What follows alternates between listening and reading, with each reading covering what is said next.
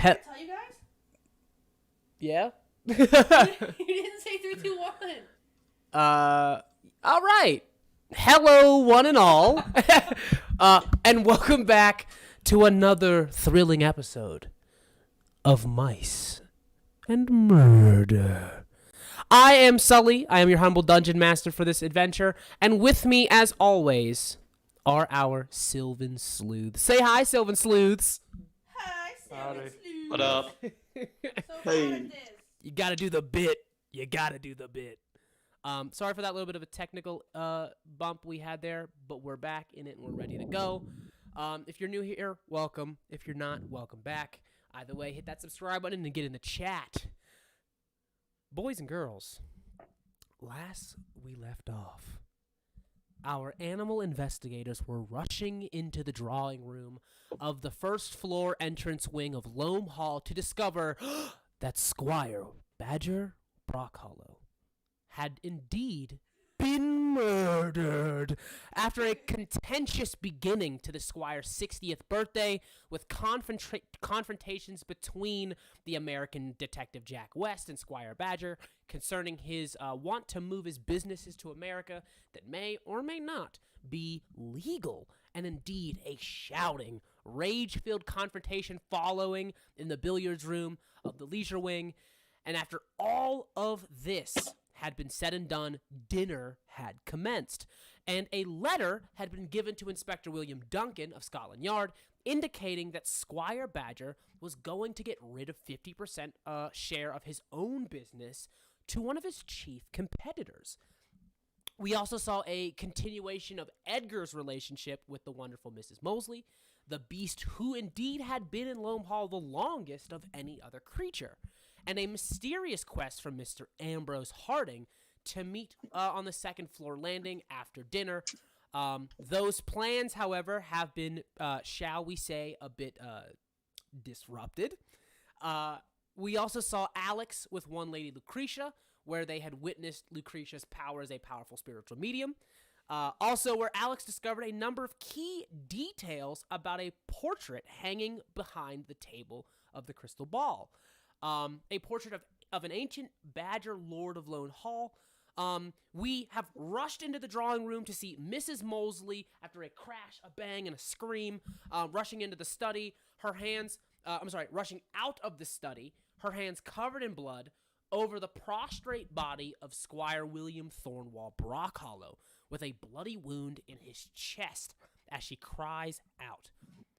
Moments after lightning struck, Alex, seeing a pale, translucent figure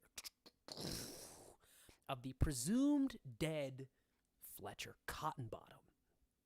That being said, we begin the session years earlier in a Bavarian castle overlooking a steep drop over an ancient remote lake, river, and plunging waterfall. A voice from the shadows emerges. Well, Mr. Cross, in the flesh. A match strikes, a single flame from the darkness rising upwards, match into pipe, and the face of a pure snow-white rabbit with a fluffy little tail and those puffy little rabbit cheeks, the little tufts of cheeks that come out on either side, the fluffy white cheeks of your arch rival. Joe, would you do us the honors describing your character, please? Oh, my dear narrator, my character needs no introductions. The Edmund Cross standing in the flesh before you, the tabloids having painted my picture many a times, the dashing, charming, magnificent raccoon who very frequently makes the front page.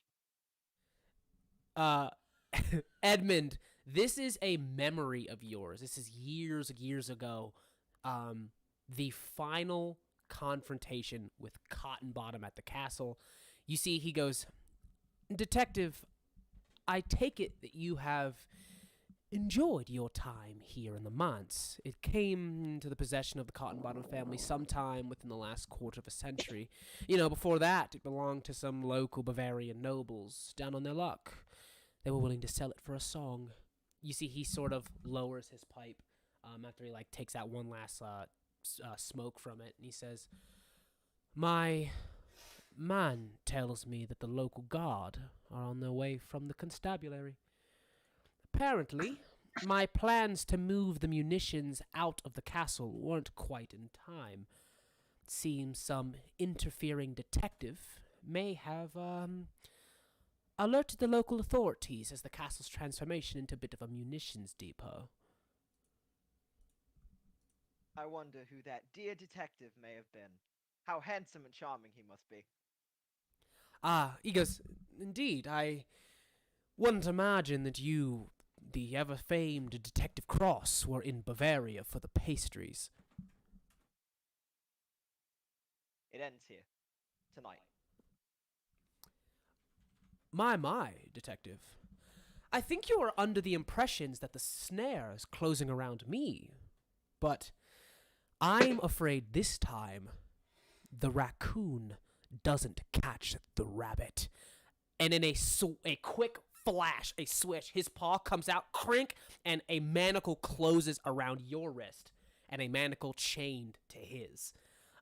You see, Raccoons eat rabbits? yeah, raccoons eat just about. They're omnivores. They eat just about anything. You see that one hand, his wrist, and a manticle on, and it's manticle to yours, and in his other hand, the non-manticle one, you see a signal flare, like ready to be lit, as he glares off towards the castle with a wicked smile across his face. "I'm hurt, Mr. Cross. I'd hoped you'd be the one to beat me in our game of shadows. I'd hoped that you were the one whose mind would surpass mine. I don't know if you've read your Dante, detective, but there is no circle of hell lower than that of a betrayer, Edmund. You've taken away my fun, and so I'll take away something from you." You snap, turn around, look behind you as you see Sergeant Greer is leading a band of Scotland Yard officers up the path to the castle. Yeah. Aspen, could you make a perception check for me, please? No. Sure. Yeah. Ooh. You get you're a military veteran. You've been on this ride. You and Cross have been in partnership at this point for years, building that relationship of yours. Your partner is nowhere in sight. I'm used to that one. But this is different. This was the final real encounter of Cotton Bottom, where you were supposed to catch him. The two of you were separated in this like labyrinth of a hedge maze surrounding the castle. But an itch creeps into the back of your mind, like somebody itching at the back of your neck. You follow your hunch in a quick snap behind you, 180 degrees at the top of the hill, to meet Sylvester. You meet Edmund's gaze as the two of you share one final glance. You see determination in his eyes. He stands firmly on a particular decision. Figurative words, both unwritten and unspoken. You see that he's been essentially saying there is no other option. Edmund, what do you do here? I jump. You see Edmund grabs onto Cotton Bottom. They both hear the noise of German military gunfire coming. You hear the noise of German military gunfire coming up, combing through the premises of the manor. His criminal enterprise has been discovered and has been foiled. Your grip tightens, and they leap off the side. You fall forever into an inky black below. We cut back as your memory of you hitting the water just in time as you snap out of it, reaching forward for the door of Loam Hall, and you open the door of the manor. We are in the drawing room of October 4th, 1905. All eyes turn to Edmund Cross as he enters the scene. Lucretia, seeing her dead brother on the floor, lets out this loud faints, boom, passes out on the floor. Gang, we are in initiative order still. And the reason we're in initiative order is, even though this is not a combat scenario, everyone here that is used to like skullduggery, espionage, detective work kind of stuff knows for a fact how important this moment is. That the moments after everyone discovers that there has been a crime, and so where people choose to direct their attention, in those moments will be decided in a turn-by-turn basis. Detective Jack West, you still have that 9th in initiative. You have just run in here with a flock of people gathered from the dining room to see Squire Badger on the ground, Mrs. Molesley beside him, the door open from the study into the drawing room. What I want from you is on your turn you can absolutely like take action, like an action and stuff. Like you could take an action, say stuff, do whatever you want, or if you want to spend your entire turn just like looking for stuff, trying to like get information, you can do that as well. But all of this stuff is happening at like fractions of a moment. These are kind of just like Question. What's up? You got that map? Yes, I do. I do have the map for you.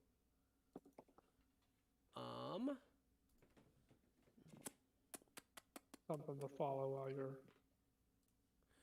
Okay. The room to the bottom left is your drawing room. The room directly to the right, that's kind of there in the center, that's the study. That is where the body of Brock Hollow is found, with Mrs. Molesley inside. Jack West, you were the first one in the study, so there was no one else in here but you, Mrs. Molesley, and Brock Hollow. And the door was already open, correct? The door was open because Mrs. Molesley like opened the door in a panic. If Wait, you recall, I thought I was there. You're not in the study yet. You're in the drawing room still. Everybody is in the drawing room except for specifically Jack West, who said he went into the study last session. We got models? I can get you tokens, or if you guys want to be true homies, you can make your own and send them to me. How do I do that? There's a website called Token Stamp. Just put the picture you want in there. Give yourself a border. I would recommend not picking a color. Just use like a gray border, and then just send it to me, and I'll put it in. Either way. Yeah. Okay. So what I was saying, so these are kind of just like where your eyes are going in this extremely critical period of time, like right after the body's been discovered. Like I said, fractions of a moment. That being said, gang, I want to bring up a little bit of a mechanic from here on out. It's not because you guys did anything wrong or something. Since we're in a whodunit, we're in a nice murder mystery here. Fingers are being pointed. Everyone is a suspect. No one is safe. We're going to go up a little bit from here. For starters, all skill checks are broken essentially into 3DCs unless I tell you otherwise. 15, which is like a bronze medal information. 20, which is silver medal. And 25, which is gold medal, which is like the juiciest of information. Pretty much the Okay, well, I guess that's going there. So like, as long as you get a 15, you will get something, but ultimately you're shooting for that 25. The second is, since everyone here is a suspect and you guys aren't necessarily in a party, when it comes to information that's extremely important and not like readily available to the public, I'll be sending you a message or like a text on Discord or something as to what that is, for you to add to your notes. And if you're wondering why I'm not going to put it in the chat of Fantasy Grounds, it'll be so that the audience has to kind of like draw their own conclusions and kind of like, again, race you guys to that end. If and when you choose to share that will be entirely up to you. Just remember, you probably want to try and keep your head down as to not draw too much attention, because those questions are like, how does that person know so much? Is it because they are a great detective or because they knew ahead of time? That being said, Jack West, what is it that you are going to do in this moment? You are the first to act. Well, I'm gonna go over to the... Actually... I'm going to say out loud, Well, I suggest that only us professionals enter the room of the crime scene. As you say that, you look over and see that Inspector of Scotland Yard William Duncan is here, so like another cop. Edmund Cross and Sergeant Greer are here. They are kind of like private and get like PIs.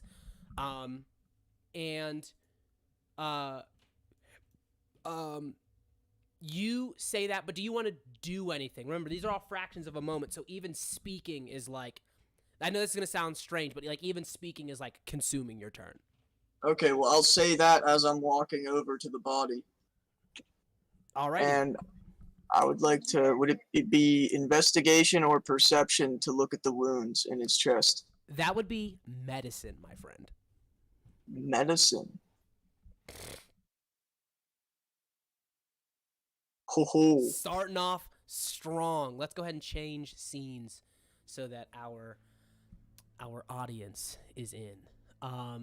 You have just rolled a 21. Starting off strong. 21 is essentially like a 20 DC. So that is silver medal information right off the gate. You are studying the wound, you said, correct? Yes. To see how deep it is. If, like, the angle of it, to see if it looks like he did it himself, you know, like she said. Okay. This is going to be our first text message of the scene.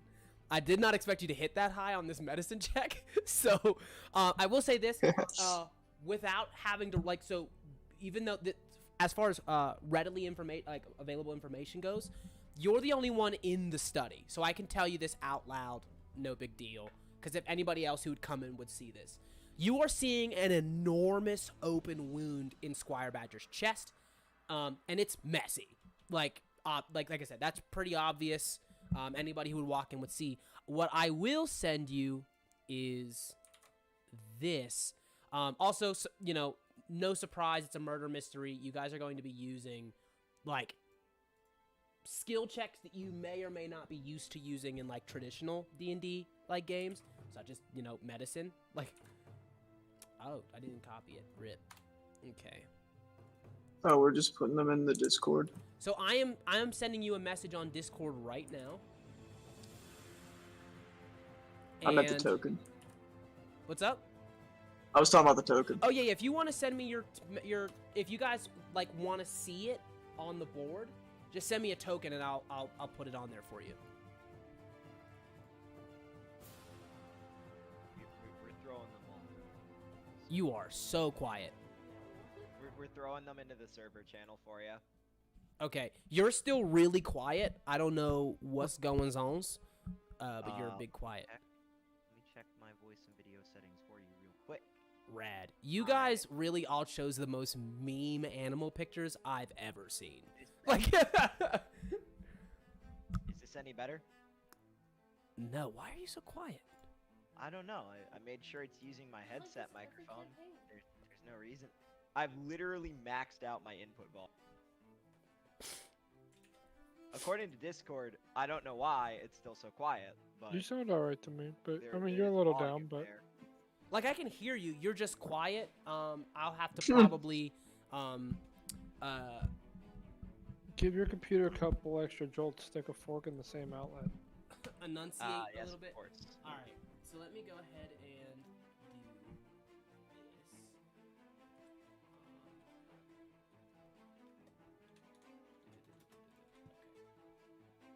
One.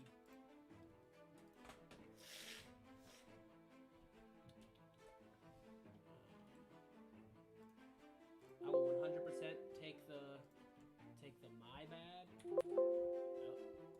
on this little hump in the setting, as I should have had tokens available for you. You guys really all picked animals though, like Max. Well, we're animals. Wait, what's Max's? Oh. Max, how do you keep getting pictures of this damn dog in clothes? I love this. That's the best. I don't know.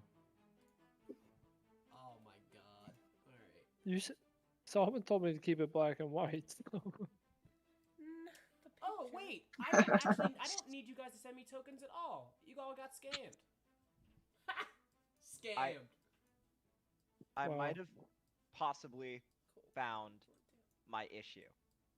No. Okay. Do I sound any better?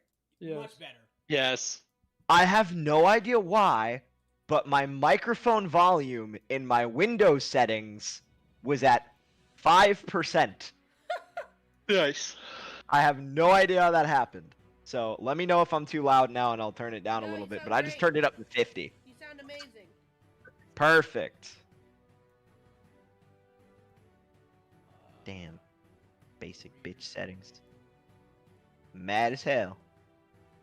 Man as hell. Who am I missing?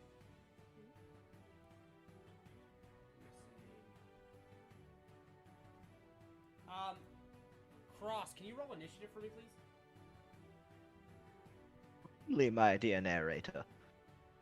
If I can shrink this map enough to still see my character sheet.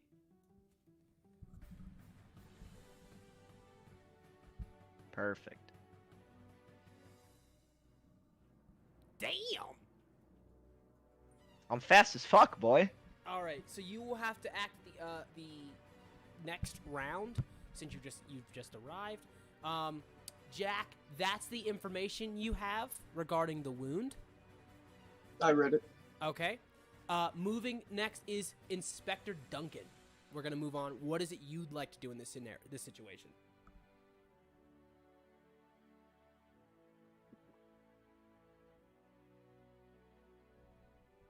If you're talking, we can't hear you. Trying to figure it out. There we go. There we go. I'm here. I was like, if he's not asleep, or pretending to be asleep again.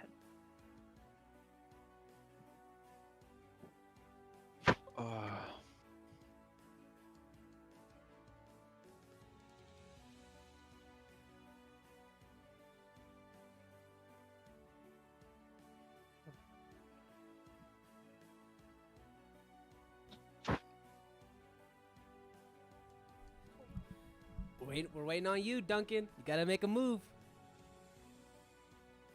I'm not too sure. You just sit there like this. Ooh, I don't know. Well, you remember, you got a whole bunch of. If you want, you can even just take like a quick little like insight of the room, just like kind of get a read of what everybody else is feeling. If you don't know exactly what specifically you want to investigate yet. Yeah, we can do all that. All right. Give me an insight roll. It's a 13. Not great. Again, not a 15. But I will tell you this: you are looking around the room, and you see everyone in the room is arriving at one of two conclusions, like right away. Because these people are not scientists. Most of them are like teachers of the arts and just rich nobles. But they're not scientists. They're not people that are comfortable in a crisis with like not knowing what's going on. These are not people that live, that like to have the training to just exist in uncertainty. So half of the room has gone like, oh, the spirits of the dead, Miss Mosley is right. Like, that's who killed Badger, or something like possessed Squire Badger and he killed himself. And the other half of the room is like, Mrs. Mosley just killed Squire Badger. And we're going to go to our next person, which is Edgar. Is she still like clinging to my side? Yeah, she fully like walked, again, hands covered in blood, is like trying to like hug on to you a little bit. But yeah, she's terrified, you know, but All right. So it doesn't I'm look good. actually going to accompany her back to the kitchen where the tea was, and like try to like wash her up and like get her something to drink. Be like, it's okay, Mrs. Mosley, we'll figure it out. Okay. Maybe even pick her up if she's like, I don't know. Edgar, I'm going to give you a choice here. Because with you saying that I have enough information to have, like, to harbor a guess, if you would like, I would say you can roll either a medicine check or an insight check to kind of get some more information on, like, how Mrs. Mosley fits in this situation, or just try to roll a persuasion check to try and, like, calm her down. Go with the persuasion. Like, I'm just gonna be like, it's okay, Mrs. Mosley. Okay. Yeah. So, like I said, all- obviously this is one of those situations where, what skill check you do is just, like, very nitpicky, like, perception versus investigation. It's very nitpicky. So, like, what you get is determined by what you roll. With a persuasion, she is unable to walk currently, not because her legs are broken. She's literally frozen in fear. So the furthest you could probably get her is to sit her on one of the chairs that's in the. I can't pick her up. You can. And then I'll ask you, any of you guys, you guys see Edgar, like, she's not like she fights you or anything. You pick her up, but you all see Edgar picks up Mrs. Mosley and starts to leave the drawing room. Like, yo. Well, hold on. That being said, we move to Sergeant Greer. It is your turn. Where is Cross? Cross has entered the drawing room. Which picture is he? Is he this little Yeah. one? Okay. And then I'm over here? Yep. And then this is... Okay.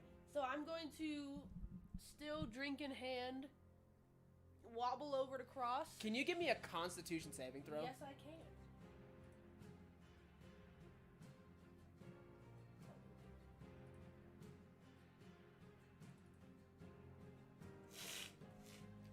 I will say this.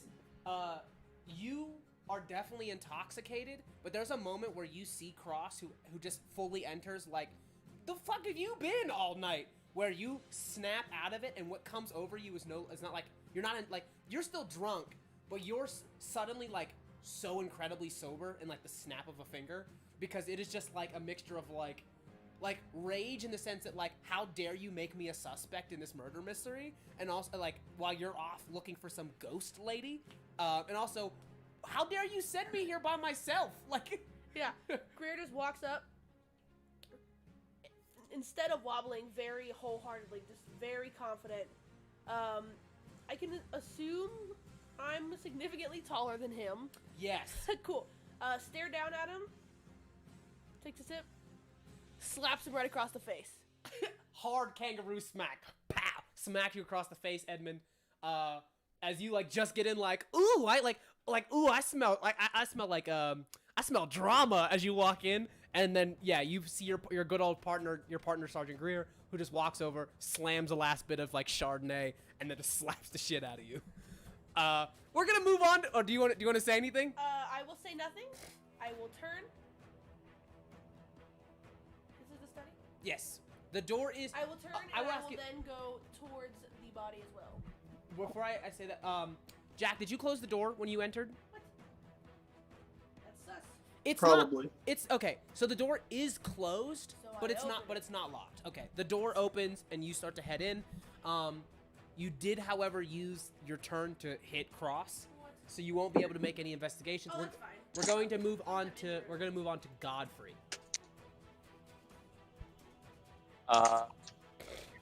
I'm still gonna be going after Guilfoyle to figure out who he hired and why. You, as soon as you start to, so Guilfoyle's not in the room. As soon as you start to head out, you see Guilfoyle enters from the bottom room. So, like, real quick, so for those of you who don't know, like, a drawing room is kind of like a room where, like, guests come to be received and stuff. It's kind of like a parlor. So the drawing room here has 3 doors in it. One leads to the entrance, which is where Guilfoyle comes in. One leads to the study, which is where Jack is with Brock Hollow. And the last one leads to the dining room, which is directly north of you guys. Quick But yeah, question. what's up? Did I get any movement towards that door on my turn? Yeah, you can go ahead and move. I will say that, like I said, as soon as you get to that bottom door, however, like, as soon as you get there, and Godfrey, as soon as you start to take your turn, Guilfoyle walks in, You see that he's one of the last people to get here, like in a rush. And he goes, Mr. Undergrove. And he looks over, he sees Cross and Grease. He goes, Detective, what in the place is going on here? And you see he walks over now that you've opened the door, Greer, and sees Brock Hollow in there, and he goes, what is the meaning of this? He's just saying it in general, like he's trying to, like, he's like, oh, Cross is here. Oh, like, the groundskeeper is in the drawing room, and also the Squire is dead. Like, And who is this? this is Guilfoyle. This is the butler. Yeah.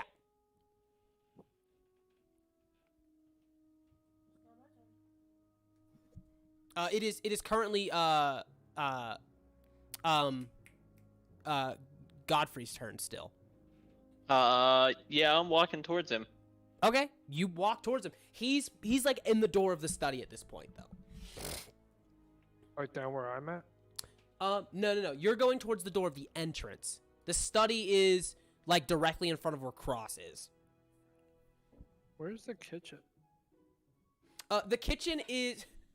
So the kitchen is like, I'm gonna move your token. The kitchen's up here. Okay, so that's where I have to get to. Okay. Yep. It's this creepy gorilla moving across the board. Don't mind me. Yep. With this mole lady. Mole. Godfrey, you can still say or do something on your turn. You just approached him. Smells him. So is this what you hired someone to do? What? Wow, you just say that out loud? Yep. You see Guilfoyle just says, You see God. are you? He goes, are you making jokes at a time like this? Know your place. And he turns around and he goes, now who has answers? Why? He goes, what has become of Squire Brockhollow? He seems to just kind of like blow you off, almost like he doesn't know what you're saying, like what you're talking about. I feel like that's gonna piss me off, and I kind of want to try intimidating him. What? Okay, make an Well- intimidation check. Nope. Here goes Brett's turn. Stabbed too. Yeah, you see that. Remember, Guilfoyle outranks you, so like you try to intimidate him, and Guilfoyle's like having none of it. He's just he legitimately like fully ignores you. Takes off the white glove. Top of the initiative is Cross for the first time.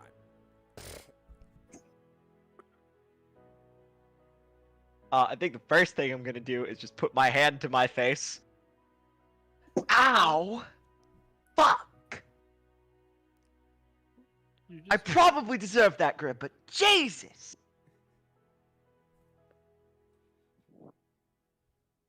The next thing I'm gonna do is, ooh, a dead body. Oh my god. A corpse, and I would like to examine the corpse. Alrighty. What would you like to examine specifically? Well, let's start with the obvious, the wound in his chest. All right, give me a medicine check. So I have medicine proficiency. I can do that. I can certainly do that. On your turn, you would have had to give him the help action Why? because it's an action to give the help action. Right. Yes, and you've used your turn to slap Cross. If you had not used an action or something like on your turn, I would have said, yeah, absolutely, your partner's in crime. You can help him out. But you used your action to slap him and specifically walk away. 8. Okay, yeah.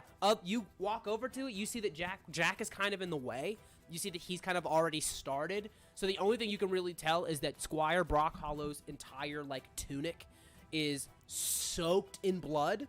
And he's got like a pretty nasty stab wound in his chest. You're not close enough, and you're not really like focused enough as of right now. Still dealing with the your companion who is not so happy to see you. How many checks can I perform a turn? So unfortunately, that is your only one. Like I said, these are crucial moments. So I see. that's why I'm kind of trying to tell you, like, you guys make sure you're doing what you feel is necessary and will help you in the future, and like on your turn. Don't waste any of your actions. Well, I believe I have a thing that allows me to, I have eye for detail. I can use a bonus action to make a wisdom perception check to spot a hidden creature or object, or to make an intelligence check to uncover or decipher clues. So I would like to do that. You can do that, however. Go ahead and roll. Well, tell me what you're doing, and then go ahead. We'll go ahead and roll. I would like to. Well, it specifically says to spot a hidden creature or object, but would you allow me to use it to examine the surroundings? Oh, for sure, 100%.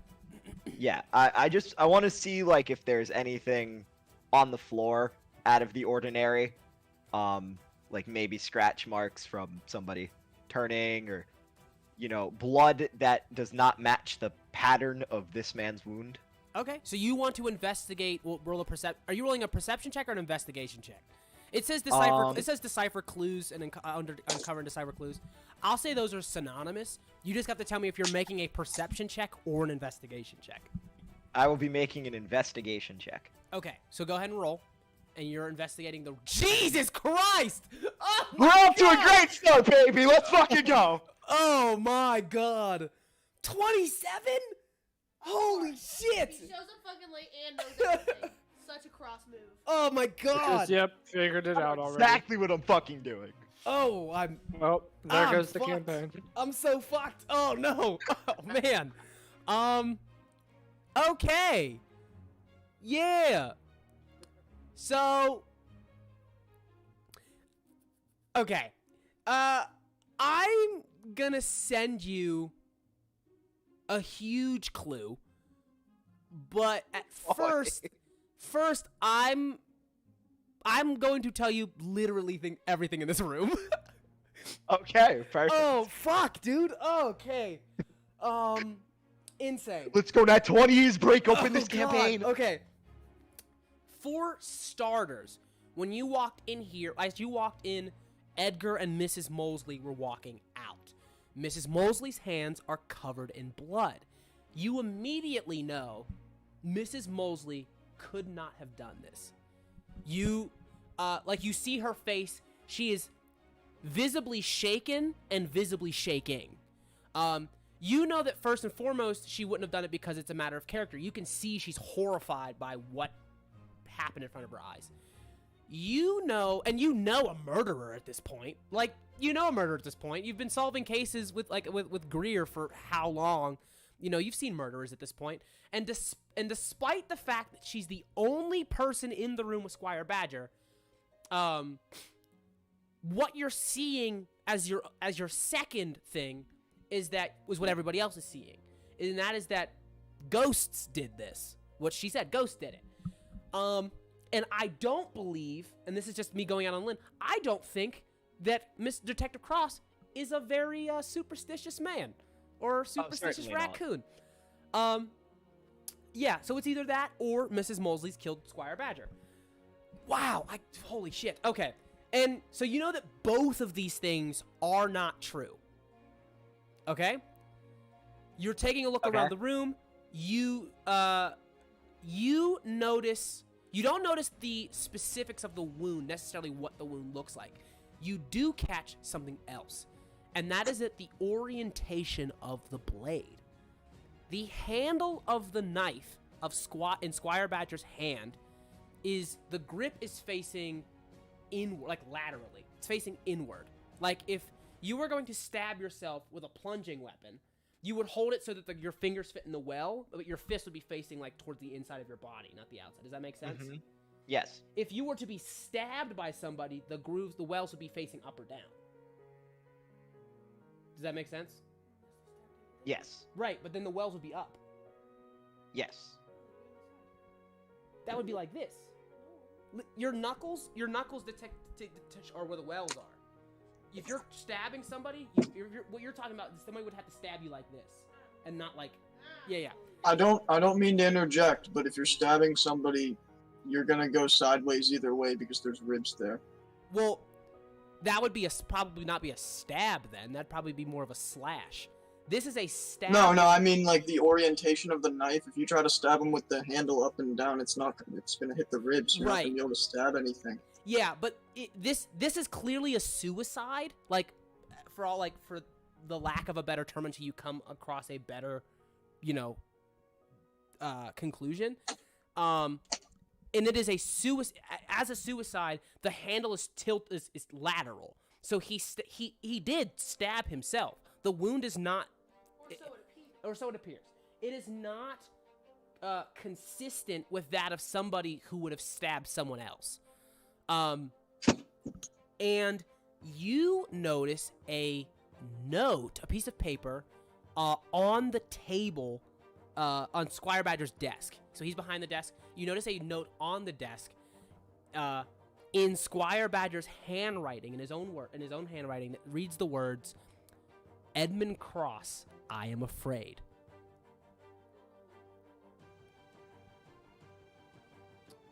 I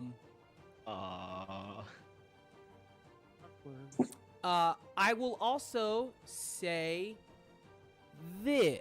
So I'm going to go ahead and send you your message. While we do that, I will allow the next person in the initiative to go, which is Jack West.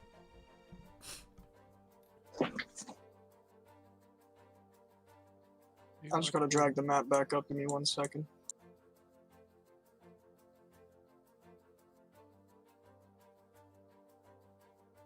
I'm going to look to Cross and say, "Well, looks like you seem to have it all under control. I got a monkey to catch." And then I'm gonna run out the door.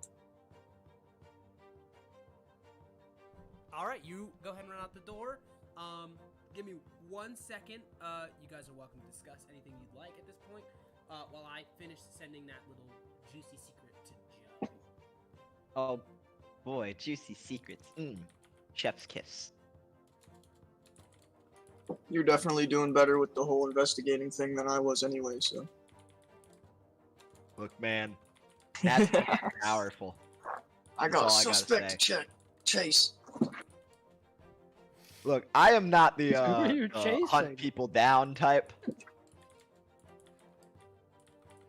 I would assume the gorilla that dropped from the fucking ceiling. Yeah, I'm actually gonna chase the gorilla that I found on the way to the murder scene that dropped from the ceiling.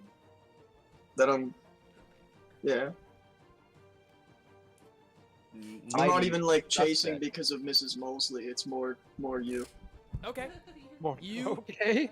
Yeah, since because of how turn order have gone, you would. Oh, you that's get big. To him. You get to him as he's leaving the door. So technically, you're medium, and so is Mrs. Mosley. So you're moving at half speed. Technically. So I'll say that Jack, you managed to catch him just as he's leaving into the main hallway. Leaving into the so at this door down here. Yep. You say anything? Oh boy, hold on. Because I'm just trying to comfort this lady back to the kitchen because she looks horrified. I'm not trying to pick her up and run with her. I'm going to say, where were you when all this was happening? Next to you. No, you weren't. I found you on my way. Right. As in, we heard the scream, and we all came running to it. But I was in the kitchen, if you wanted to know. All right. So Can I roll an insight on I that? answer that, I'm also it's okay, Mrs. Mosley. Yeah, Okay. roll an. Yeah, I'll say Jack. Roll an insight. Oh, that didn't work. Why is it? Oh, I was clicking the wrong thing. Don't be scared now. 18. I will say you can kind of dictate how Jack feels in this moment, but you remember But I'm Jack. You're a cop. You're a very well informed policeman who was called specifically by Scotland Yard to help with the Cotton Bottom caper. You know who Edmund Undergrove is. He's a well, at least he was a career criminal, you know. Forgot about this. And Edgar is like, you know, like a gutter criminal, like one of the ones who would do like dirty work, like dirty kind of like don't want to get your hands dirty kind of work. And now here he is in a house, like a very nice nobleman's house, doing garden work. And said noble has wound up dead.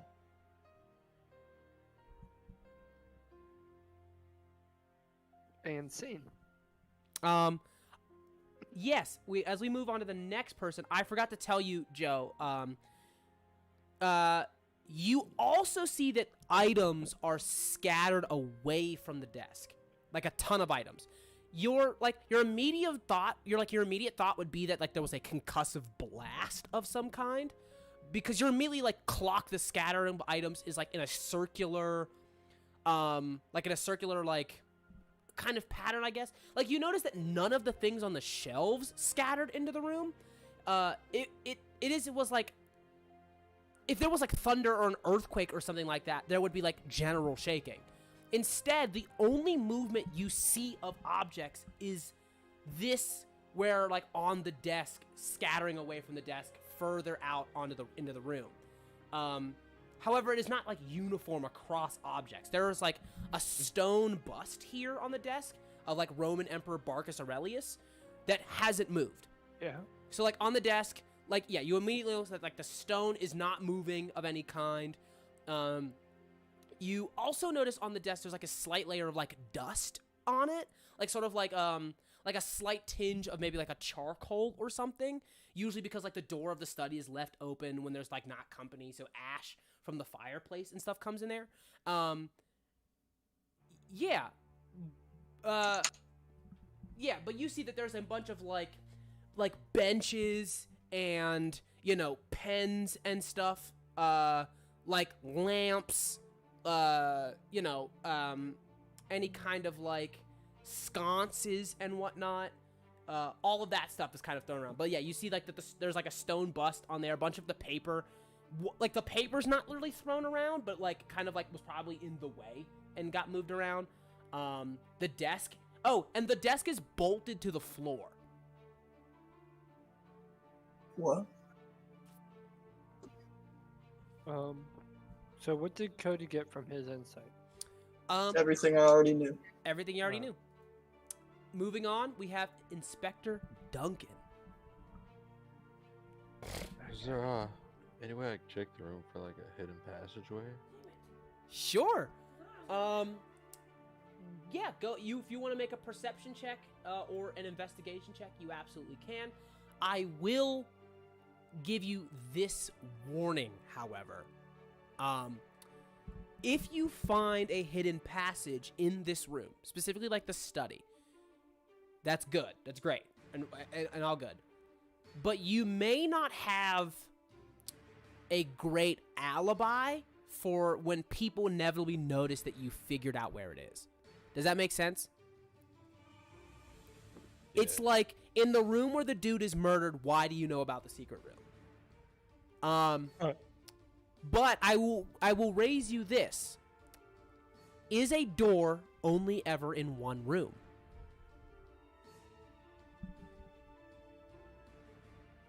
Dun, dun, dun. Oh. My two like little. I know where it's at.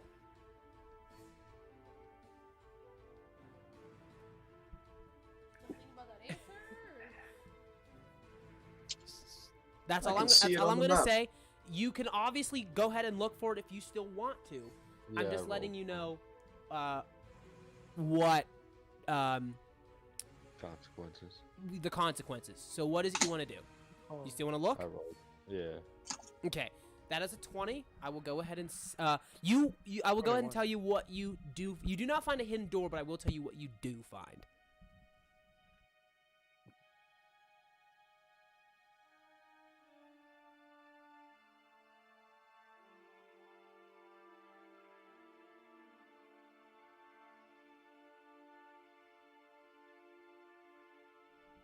You suck, Max. That's what I was gonna do. Gooslow? What? It's on my list too. Yeah. It was not on my list. I just had to leave the room because the monkey left. Because the monkey left. So that is what you see. I sent it to you on Discord, Max. Edgar, it is your turn again. As I tell, Jack West that the information that I did say, I'm just gonna keep accompanying Miss Mosley back to the kitchen. If you care to ask me more questions, Mr. West, you can find me in the kitchen with Miss Mosley. But please do not shout. I fear she's already experienced enough trauma for the night. Oh. Okay. How far can I move with her? You're moving at half speed, essentially. Not as far as 5th edition rules, you're moving at half speed because you're both the same size, technically. Like, the same size category. I'll say you're only moving that slow because you're trying to be gentle with her. Super old, not very strong. Yeah. See, when I said I was carrying her, I was really thinking, gorilla and a just mole. palming her by the head like a basketball. Like, literally spiking her. Okay, so, let's just see if we missed anything. There's the... Oh, What's up? Can I make an investigation on her? Sure, go ahead. Just so I'm... What is it you're trying to find out? Like, what are you hoping to find? I want to really actually look at her hands to see if, if there's, a lot of blood on them, if, they're shaking, or, because you can really tell, a lot of somebody by their nerves. Yeah, so go ahead and give me perception, medicine, or insight.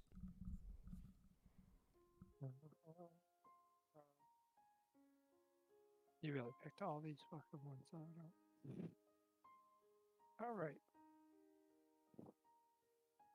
Wow. Did anybody see that? Oh, I did. I definitely saw it. Rip. Yeah. Edgar, the things that you've noticed before, you notice again. I mean, and it's like now that you're definitely in the light, like out here where it's like the brighter, like one of the brighter rooms. She's visibly traumatized. And you see that she's just she's afraid. And as you do that, you actually say, you hear, you've just left the room. You hear, Mr. Guilfoyle go, "Detective, should we send Mr. Padhop to go alert the constabulary at once, and get His Majesty the palace here?"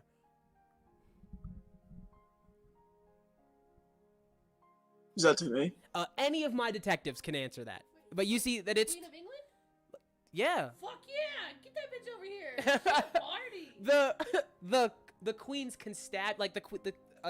the Majesty's police. Like he's asking if that's not he's fun. asking if he should send for the police. No, I want to meet Liz. Yeah, you see that he's addressing Detective Cross, but two of you are legit policemen who I think also have kind of the authority to answer the question. Sully, if I need to talk to you, should I go through Discord or whisper through you? If it is a whisper message, I'll say you send it to me through Discord for right now. Alright. Yeah, because you chat heathens are going to give us all the answers. So, who wants to answer Mr. Guilfoyle? I ain't even there, nor a detective.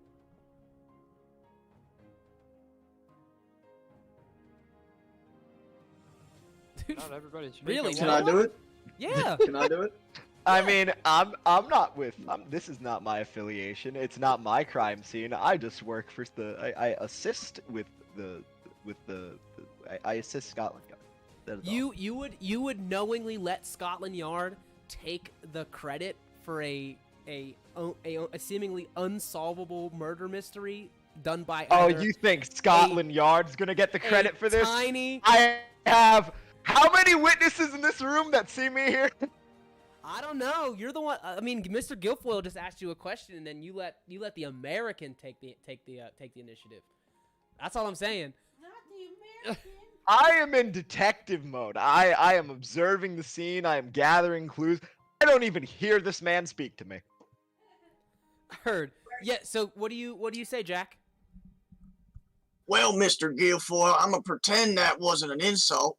We got so many professionals here already. You want to call in more? Well, That's just gonna contaminate the crime scene.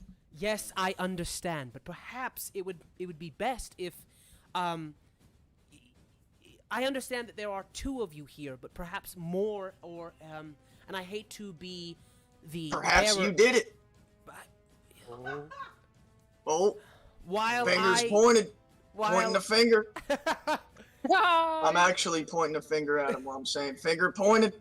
while Pointing finger. while I will disregard your statement, sir, I will have you know that none of us inside of this manor are innocent. And while I believe that you two would be and he points to you and Inspector Duncan, would not, in your right mind, do a thing like this, perhaps we could use the help of an outer force. That is all I'm suggesting. I think we should let the detectives do their work. No. And he goes, yes, and I think, as he turns to you, and I think that perhaps, while I'm not pointing any fingers, sir, that there is a possibility that the detectives wished to see the end of our dear Squire Brockhollow.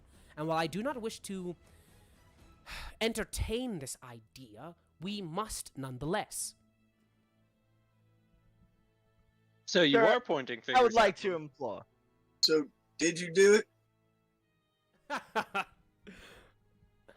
No, sir, I did I had not. my turn, by the way. Hold But on, he we did are- hire someone to do something that he is very scared about. Is there something No. you wish to get off your chest, Mr. Jeeves? Only that you're trying to do illegal stuff, and now the squire's dead, sir. Mute Finger me. point finger. This is exactly what I needed. He goes, he goes, I know not what you speak of. And he goes, I know not what you speak of, and as of right now, I believe it's a good idea that no one leaves. He goes, we may not see eye to eye. He goes, we may not see eye to eye, detective, but I believe we can come to an agreement that perhaps no one being allowed to leave the manor is a good idea. And no one Or coming enter. in should also be a good idea. Very well. He goes, very well. Nobody's allowed to leave. And I shall make a call to the squire's through the squire's private telephone to the local constabulary to see if they can arrive to help us to ensure safety. And you see Mr. Guilfoyle like darts out of the room. You see Colonel Hawkins looks over and he goes, "Good heavens!" Jeremy is holding Constance. Jeremy is holding Constance, who is fully screaming. Constance runs over and she goes, "My father! Who could have done this?" You see Jeremy looks up and says, "Mrs. Mosley, what on earth have you done?" You see that like they look over at Colonel Hawkins and he goes, Who's all in the room? Mr. Harding! You see Mr. Harding says, "I am afraid that the only 2 people in the room, I was standing by the door, and I was standing by the door to allow Squire Badger to have a private conversation with Mrs. Mosley." Mrs. Mosley, like, looks up from your arms, Edmund, as you leave the room. And Mrs. Mosley goes, Wait. How? What? It's Not Edmund. this is Wrong this is- name. No. Oh, Edgar. No. They're talking to Mrs. Mosley. Remember, you're not moving very quickly. And then this conversation happens, like, pretty... Remember, this not a traditional, like, initiative order. This isn't, like, happening in 6 seconds. These are happening in, like, 2 seconds, 3 seconds. Yeah, you see Mrs. Mosley goes, I couldn't. I promise it wasn't me. I would never. I would have never. You see Mr. Harding goes, well, what is the man of your discussion? You see Mrs. Mosley looks up, tears in her eyes, and you see that she wants to, like, continue the conversation or at least defend herself, but you're walking away, Edgar. Do you stop or do you keep going? I keep going. Like, I didn't even expect her to start shouting through the other side of the room. In my arms. You actually see that Colonel Hawkins goes, "My good sir, I believe you're walking away with the prime suspect." Can't you see? She is disturbed. He goes, "Yeah, perhaps, but not too disturbed to commit murder." I like gorilla, like, and just turn away and keep going to the kitchen. He goes, "I say, detectives, we're going to let him walk away with our prime suspect." I'm just gonna. Hold on. I'll turn back around and hold on. I have something I need to type to you, Sully. Okay. Okay. So... Oh boy. He does say that Colonel Hawkins does say that to Detective Cross, Detective West, and Inspector Duncan.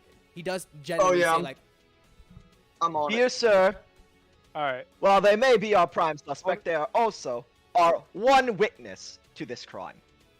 And we need a clear, concise, proper account of what happened. Getting that while she is very clearly disoriented is not the way to proceed. "Very well."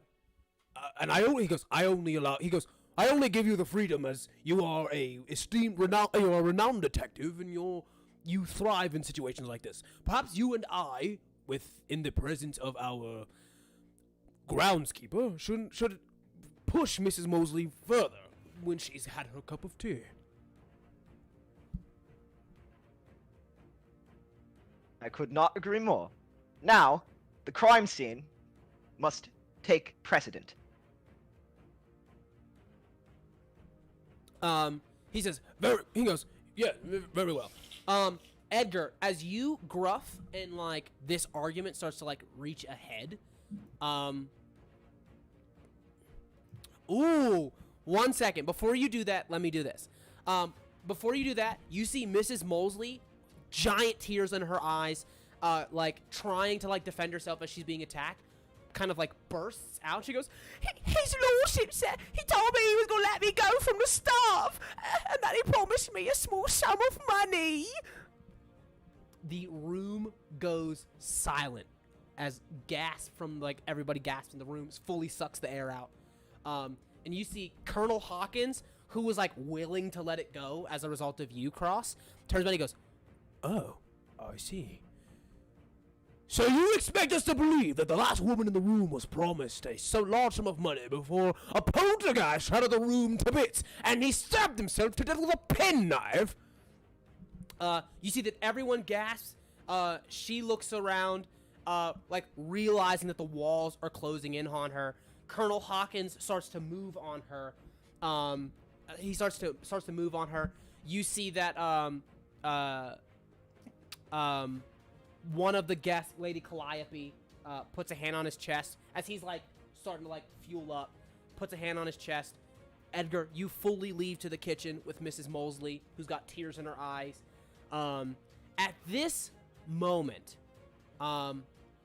what is everyone else doing? Wait, I'm in the kitchen. You with yeah Mrs. you Mosley. you have fully left at this point. Yeah, With the lead pipe. Got it. with the lead pipe. What? Well, Where do you get I'm that gonna tonight? tell Edmund Gross about that conversation I heard between That's a Guilfoyle cool- and Harding. What do you tell him? Sir, Also Mr. this. Guilfoyle is... Also, are you saying that all of this out loud? No. Okay. I'm gonna pull up Discord real quick. No, I'm only asking that, but you can say, like, you can still tell him in character. I'm just asking if you're saying out loud or if you're trying to, like, whisper it to him in his ear or something. I'm definitely trying to whisper it to his ear. Okay, so you could just tell him, just, you know, Okay. I know as a DM you're not saying it out loud. Sir, Mr. Guilfoyle is not as innocent as he seems. He hired someone to do a job here. I don't know what that job is, but he's very on edge about it. And Mr. Harding seems to be vouching for that person. Again, I don't know what the job is, but it's something very illegal.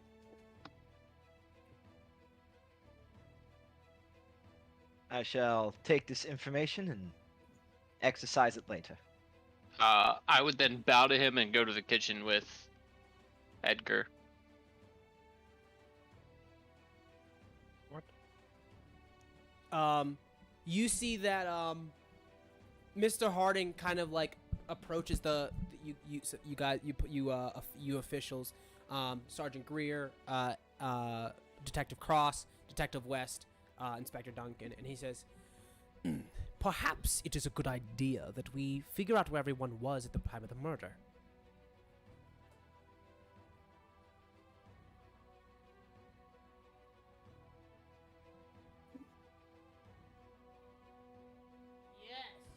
Yes.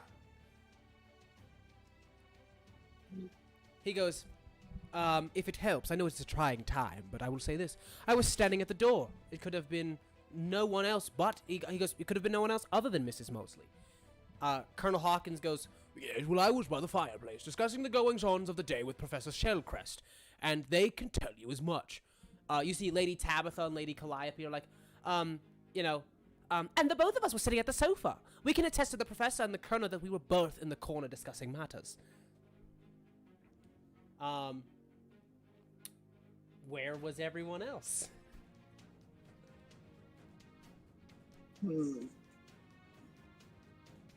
I have only just arrived at this domicile.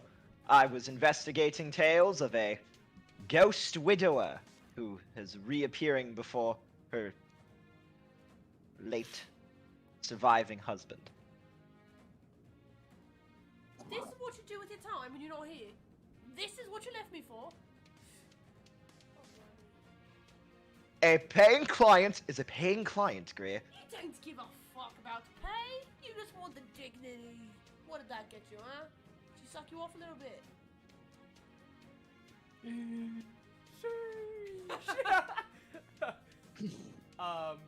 You see that the two of you are arguing.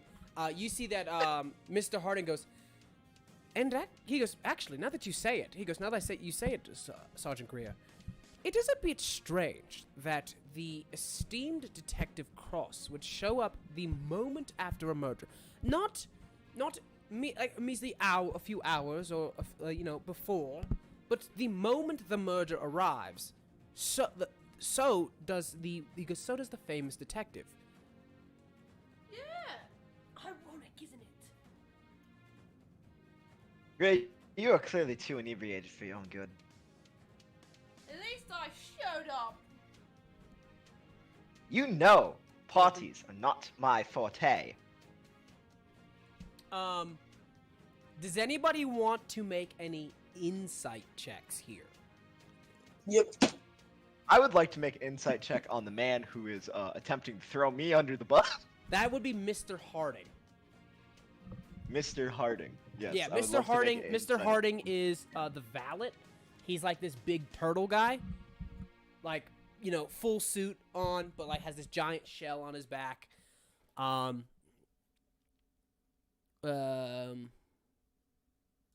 right. Let me get my dice. Since we're trying to make this as sus as possible, let me roll these in person. These are insight checks. Basically, like, I'm giving you guys the opportunity to kind of like suss out anybody you think is suspect or anybody that you want to try to get a read on going forward. Like, this is the moment where you're gonna try and like read some of the people that you think might be the suspect. Okay.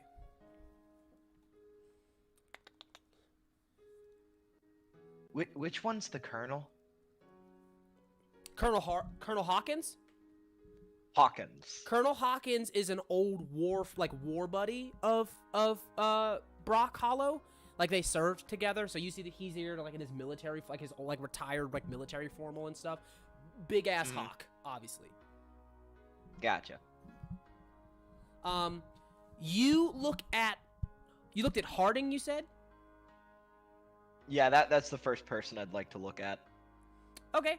So you look at Mr. Harding. Mr. Harding gives you a look that you can tell is like definitely like a trustworthy. Like, he gives you like a trustworthy look. I don't think that you how do I say it? Like, you definitely suspect that he he might be deflecting a little bit, like since he and Hawkins kind of like attacked Mosley so viciously just a second ago, that they might be deflecting a little bit. But he definitely, like, he's giving you that kind of look of like, I said trustworthy, untrustworthy. Sorry, untrustworthy. Gotcha. But it, like, whether he's the suspect or not, he was definitely deflecting a little bit. Could I make a second insight check right now? Or Well, let me figure, everyone else yeah, is let's first. figure out what to everybody sure, else but wants I to do just wanna know. first. Are we still in initiative or no? I will say no. You are not an initiative, so go ahead and you guys are free to do what it is you'd like to do as we progress the story along. One. We're leaving initiative though. So I would like to, like, while I'm like in the kitchen with Mrs. Mosley, I'm getting her tea and like trying to comfort her, trying to like wash the blood off of her hands and I don't know, face, I guess, if she has it on her face. I'm trying to like talk to her, be like, "It's okay, Mrs. Mosley. Why don't you try to start telling me what happened?" You see, she. It's true. I didn't. I would never wish to leave the service of Loam Hall, but he did. He promised me a small sum of money in my old age to live off of. Okay.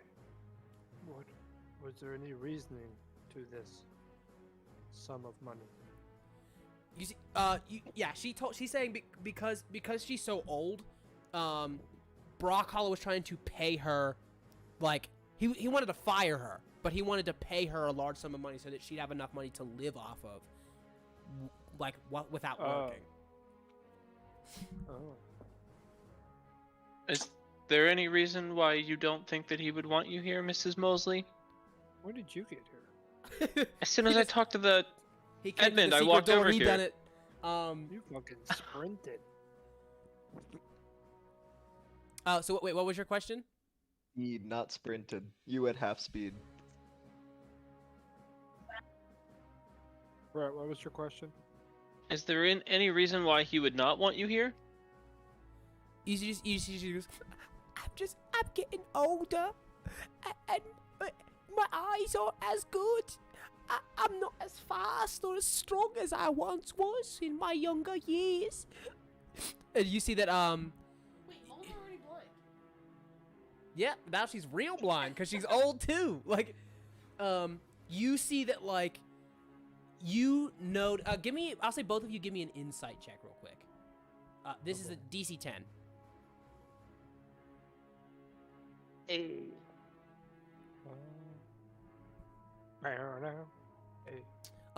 You can see Molesley, like, Mrs. Mosley is getting to the real, like, you see that, like, it's so evident to her at this point that nobody believes what she's saying, and that she fully just murdered Squire Brockhollow for money or because she was upset or something.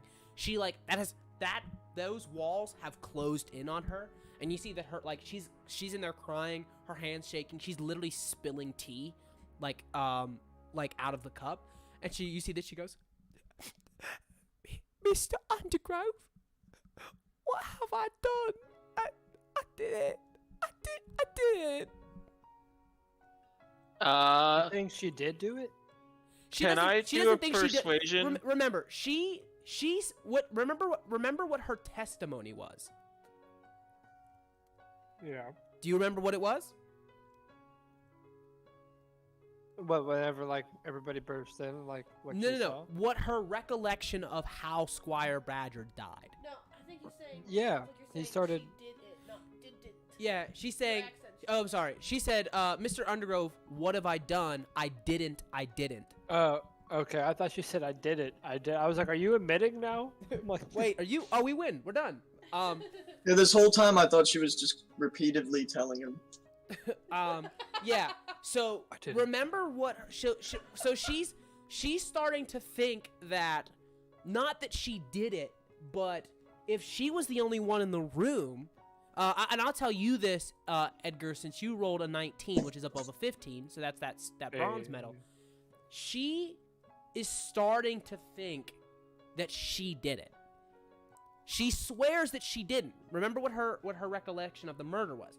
She saw Squire Badger, like, something come over him, and he started to, like, viciously stab himself, as if possessed.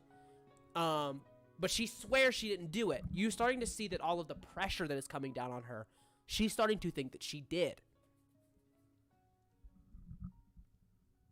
Okay, Mrs. Mosley. You didn't do anything wrong. Just breathe. Just remember, you didn't do anything wrong. And I'm just gonna like look up at Brett, like, don't fucking talk to her. Like, no more fucking questions.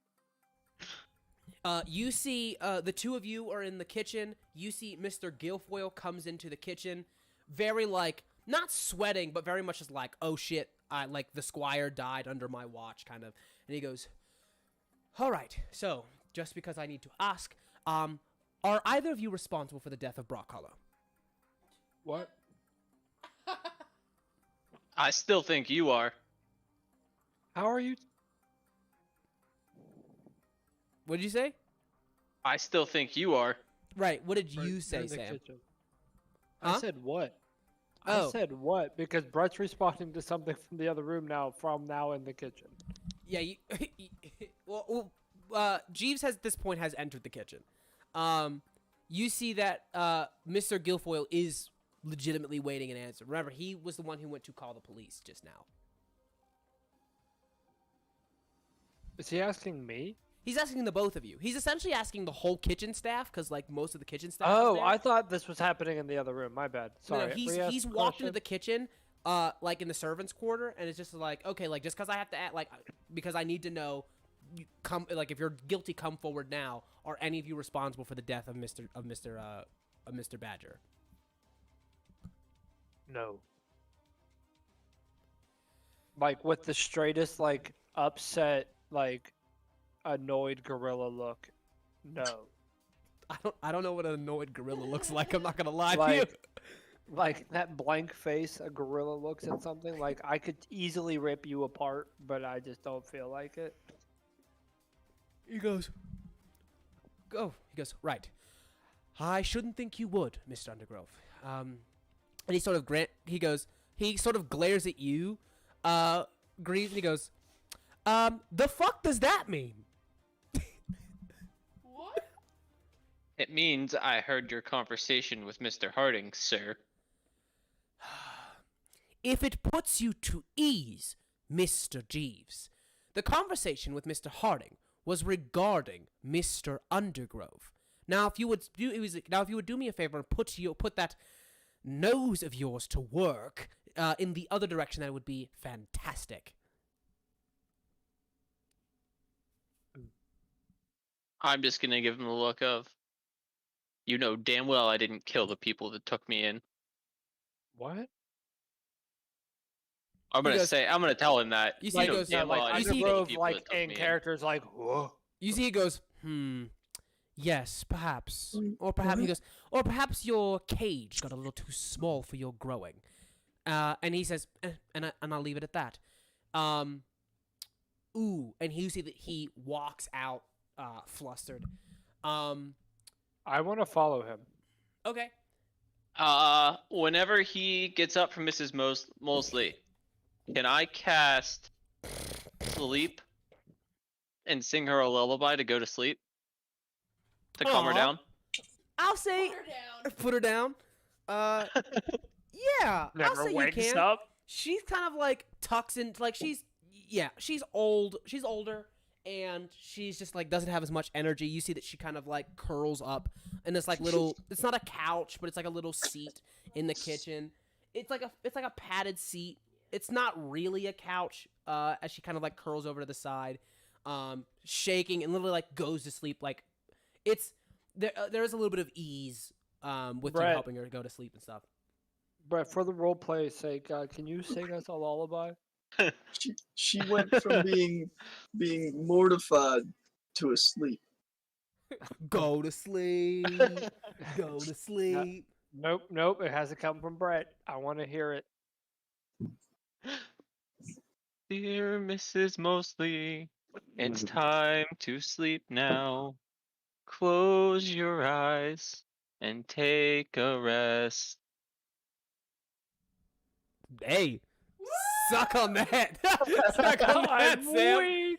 Um, I'm weak, and I respect you. All right. Oh my god. I I wasn't expecting fucking All right. Mulan over So- here. Edgar, you go to follow him as Jeez puts her to sleep. You know, I think that you guys look at her one last time. You guys are no gentlemen detectives. However, you know, as not a, like you're not a world-class investigator. You're like one of you is a criminal. You know, the other one just has known her for quite a while. It's like you have not like how old is Edgar? Edgar's like 58. Yeah, so you've not survived to the the ripe old age of 58 as a criminal, like to get to this like point in your life where you're just kind of like in this point like without being able to read people pretty well. You Right. look at Mrs. Mosley, and I think you both do before you head off after Guilfoyle, and you can tell two things. One, she believes something haunted happened here.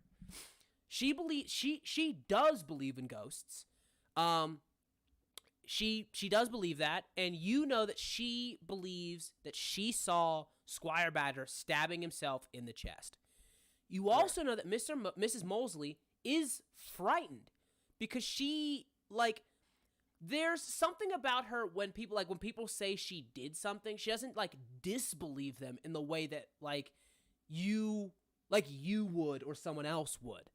And that's something about missing little patches of time, that she can't fully recall the situations, missing patches of time, isn't something that Mrs. Mosley would necessarily disbelieve.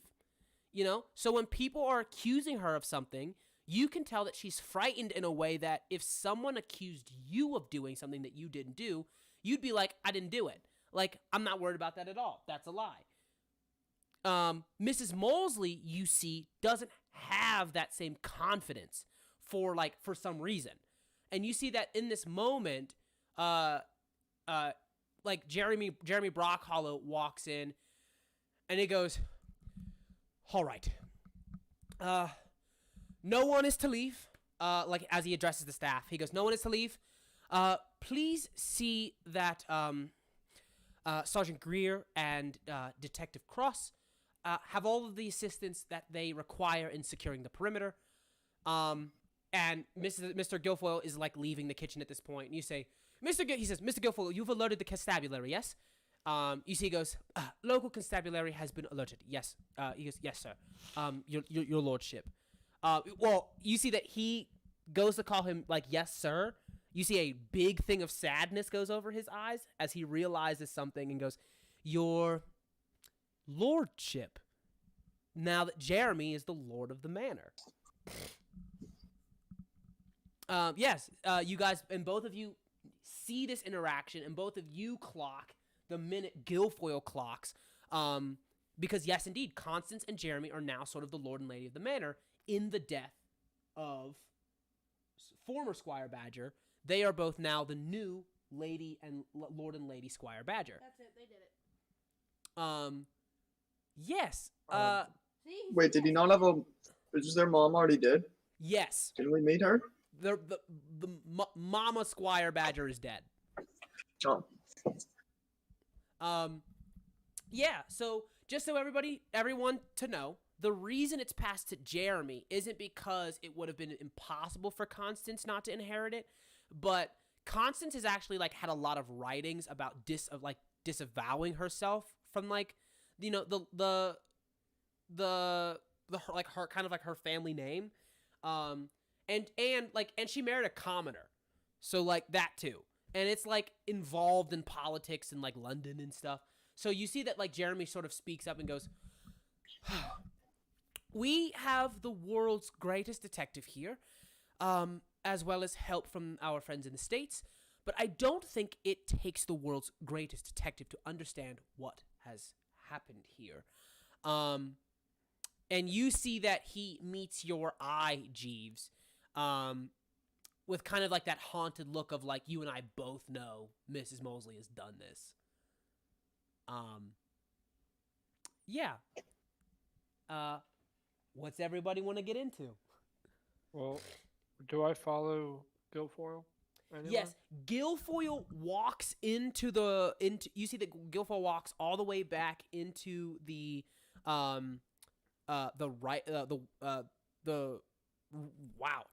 I can't spell. The drawing room, not before stopping at like a little what? Not like a little before hitting like a little like tray of alcohol that was probably like set down by some of the maid staff that has like a big old glass of like wine on it. Pours himself a glass, like a full glass, not like one of those like half glasses that you're supposed to do when you drink wine. A full glass, and just throws it back his like long rat neck. Oh. You see, he takes a big deep breath. Doesn't seem to have like clocked that you're behind him. And he just goes. He goes, and he takes a big deep breath, and before joining everybody else back in the reading room or the drawing room. Why do I keep saying the reading room? Before he goes in there, I want to like grab it, Mr. Guilfoyle. Ah, Miss Undergrove. Yes. How can I be of assistance? There was a conversation regarding me. Right. I do not think this is the best time. I think it's the perfect time. I'm really trying to get this far.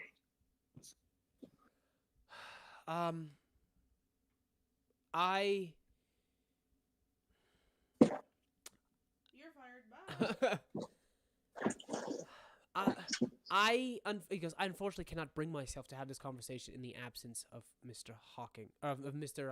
Mr. Hawkins. Or Mr. Harding. So, I will tell you this. Perhaps he will be a little bit more loose-lipped. And let it be known that I do not... I am not a fan of your employment here, Mr. Undergrove. I think that your methods are uncivilized, and I think your skill set is that of a bit brash, if not equally as civilized and unclean. So, allow me to tell you this: if you are responsible for the death of our late Squire Badger, I will see you punished by the furthest reaches of the law. Do you understand? I do. Good. Then our conversation is finished. You see, he turns around and walks into the drawing room. Oh God, I want to beat my shovel across this dude's head. What a douche. All right. Where's Crazy Lady? Lucretia or Crazy Eugenia? Crazy Ghost. Oh, Lucretia. She is she was unconscious on the floor before, like, when Guilfoyle originally came in and like helped her up. But you see that she's kind of just sitting down, and she's having a hard time coping with the fact that her brother is dead. Oh. Well, I rolled a 21 investigation. That's who I wanted to talk to. You're rolling an investigation? Or insight, whatever you said. So wait, am I like here now? Yeah, you're back at the drawing room. Which one's the drawing room? The big one or the middle one? The big one on the left. There you go. Yeah, if you followed Guilfoyle all the way there, then that's where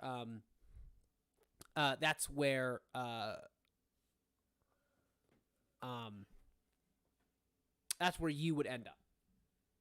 You rolled. So what were you saying? I rolled a 21 for insight. That's who I want to insight. On Lucretia. Yeah. You see that Lucretia is afraid. In the sense that it's because you got a 20, so that's silver medal information. You beat a 20, so it's silver medal. She is in this weird set where she too is very, very like spiritual. So she believes that probably because her brother was murdered, he's going to come back as a vengeful spirit. Like, that's part of it. But B, that, like, there's something deeper. Almost like, she doesn't believe that Molesley killed Brock Hollow, but she does believe somebody killed Brock Hollow. The question, like, the thing that scares her the most is that how does somebody in a room with no people in it get murdered? Like, and that's a bit of information that haunts her in the sense of, like, that again, that unknown factor. Like, who is in this house that we don't know that's murdering people? Can I talk to her? Sure. As I walk over, I do like a chest slap, like a. Sorry, do I need to demonstrate one more time? No. Well, like a come with me kind of chest slap to Cross.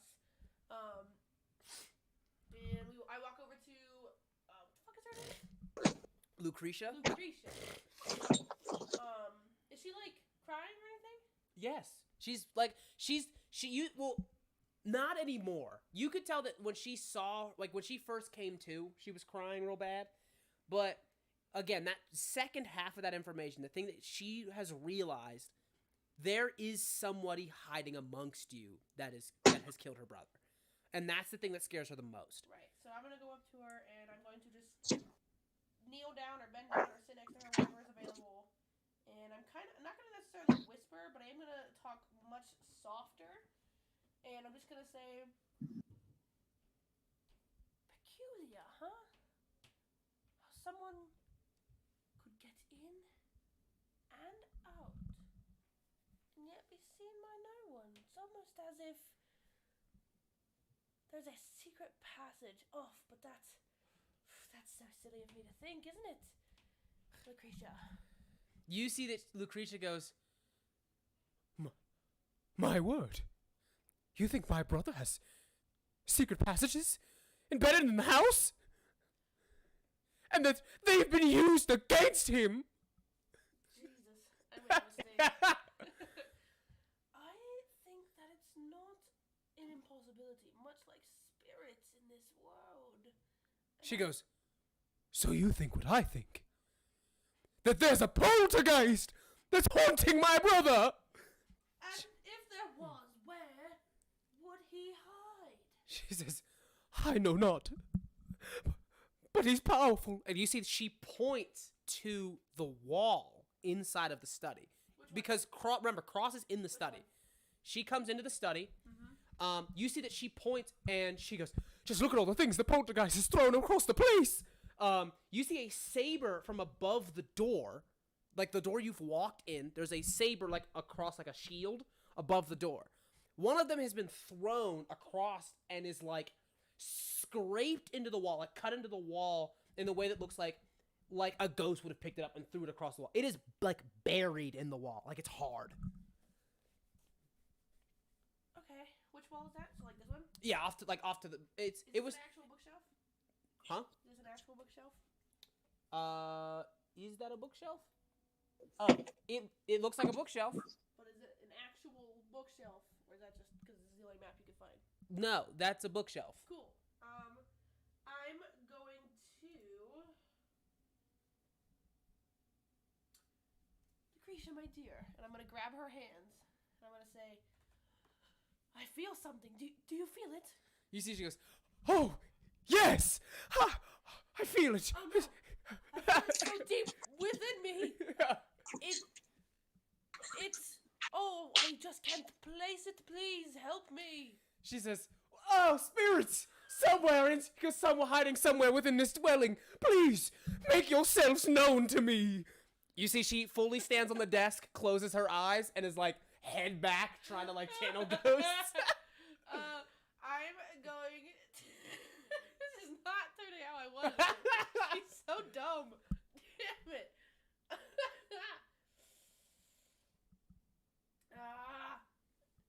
Lucretia, feel it. Feel the spirits. Tell me. Where do they dwell? She goes, you see that she is not catatonic, but is like, again, on that desk, just like, she goes, "Oh dear spirits of the void, please give me your power. I know you lurk somewhere within this house, as per the assistance of my true friend who also believes in ghosts 100%. Can I roll something to see if anything in the room is changing? Great, I do believe you're contaminating my crime scene. He's just standing underneath it like, can you get off? Yeah, Greer just puts their face, their hand in Krause's face, just like, shut the fuck up. And I'm gonna roll whatever you need to find, see if maybe anything's changing in the room, seeming different, or if she's maybe particularly leaning towards one side of the room. Give me a perception check. Perception, is that what Yep. Can I do an insight on this crazy nonsense to tell if she actually believes in it? No check needed. She believes in ghosts 1,000%. And not just that, she believes. I'll actually say this. Do you tell Cross that she thinks she's a medium? No. Yeah, you see that she legitimately believes she's channeling ghosts. Oh dear boy. Greer, with a 20 on your perception, you look up at Lucretia, kind of like this was a mistake, and then it hits you. It's not something you see, it's something you smell.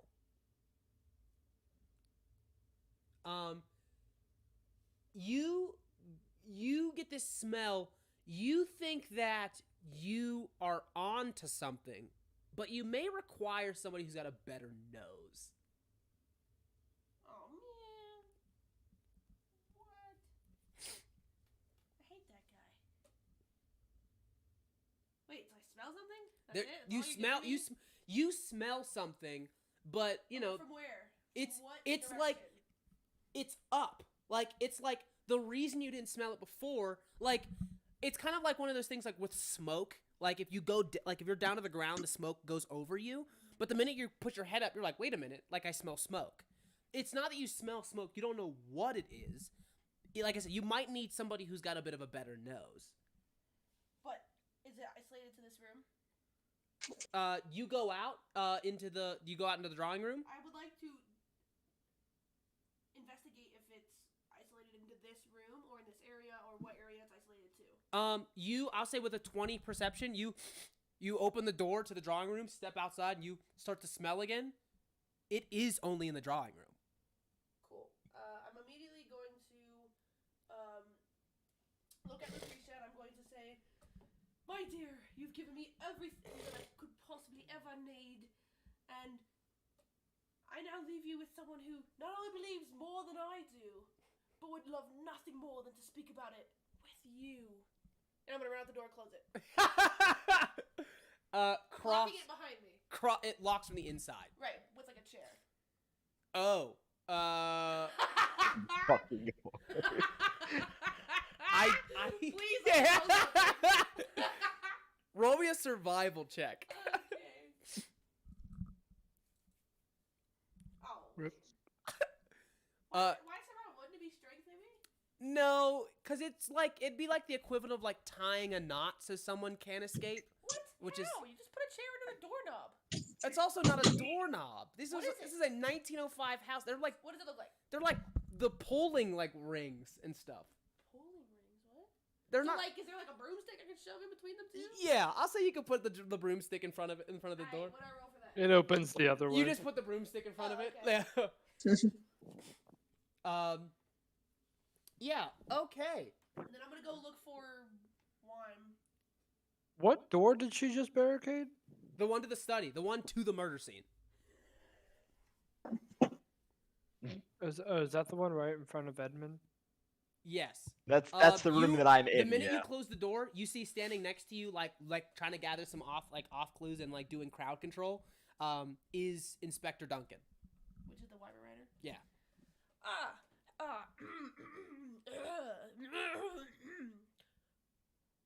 Hey.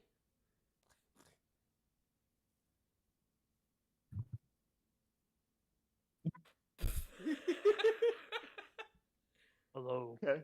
That's it. Does he answer? Does who answer? Max. The Weimaraner. Oh, well, you just said hey. I don't know. I said the Weimaraner, and then he said Duncan. Howdy. There he is. You're... Alright, I'm just gonna put it here. Look, I need to borrow your nose. What scent am I looking for? Wow, that was so quick. Oh, awesome.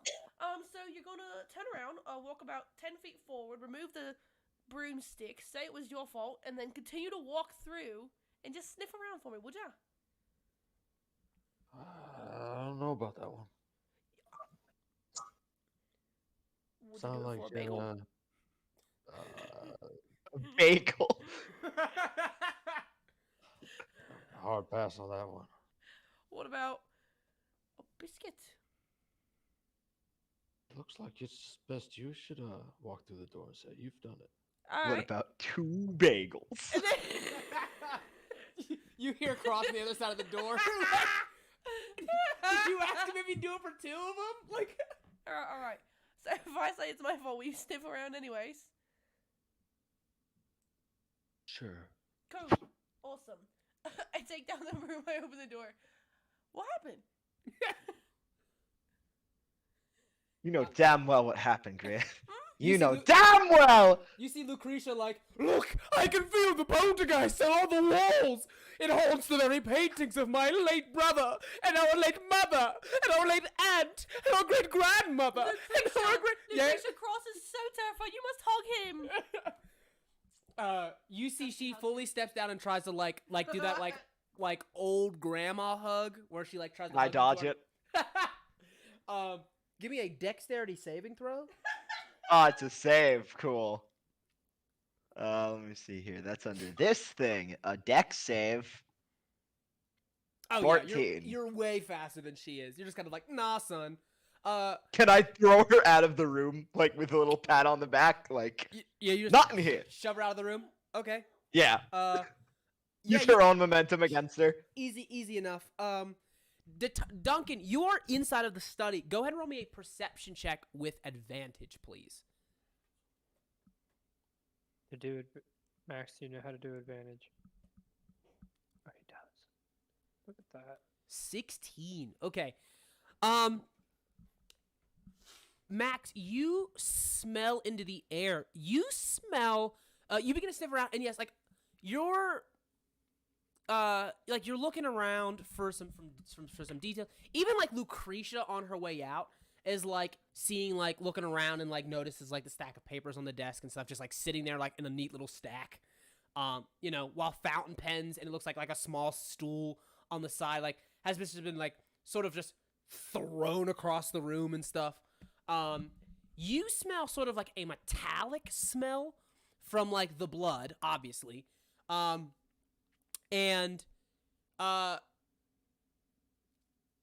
so hold on, let me itch my eye real quick. Yeah, so you smell that sort of blood, but you also smell this kind of like ozone smell. What? How does that smell like? It's like Sunscreen. like sunscreen. Yeah. It's not sunscreen. It's the smell of ozone. It's the smell that happens like when lightning. Lightning. Sorry, restart. Did you tell Greer that's what you smell?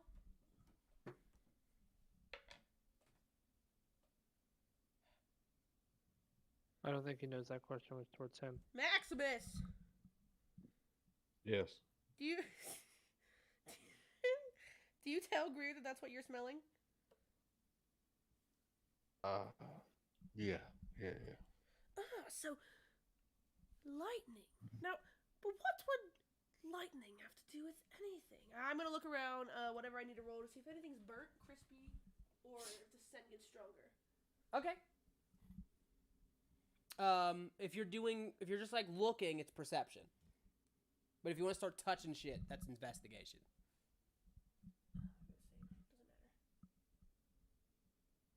So, who's in the crime scene at the current moment? So it's not a 25, but it is a natural 20, so which is counted as a gold medal. Okay, I was gonna say. I will. Is that a investigation? Ooh, I am. Do I get my first secret You message? get your first secret message. Don't type it. Just talk. Don't to me. type it. Okay.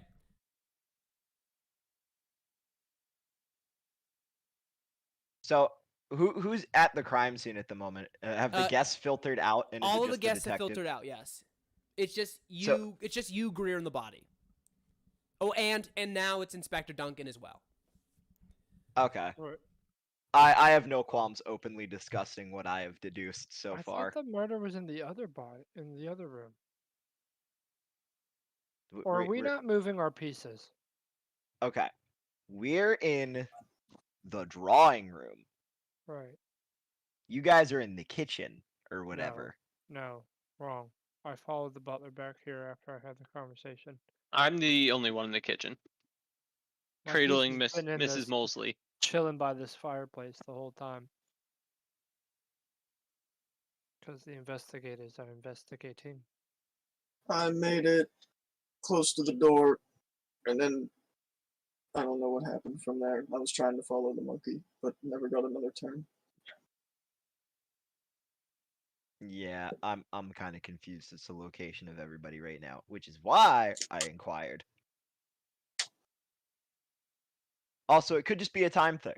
You know, you may have said that you left to come back here, but your actions there take time. Our actions haven't happened yet, etc. Maybe. Yeah, Possibly. probably. I'm not too sure. We're gonna leave that for when our glorious DM god narrator decides to fill us in after they are done filling Greer in. Yeah.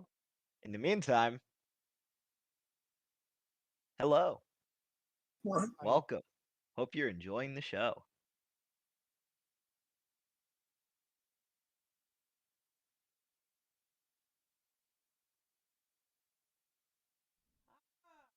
Wait.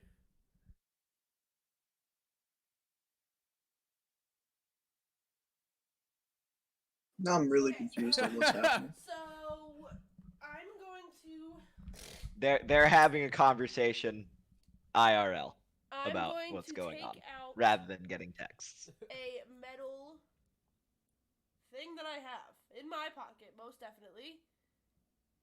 But It's Yeah, that sounds very convincing. spoon. You have a pocket watch. You have a I have a spoon pocket in your watch. pocket. Oh. And I'm going You have a pocket to watch. Okay. walk around the room. You see. Am I drawn to anything? So your pocket watch, you click it open. On one side is a compass, and on the other side is like the watch part. Your compass starts spinning.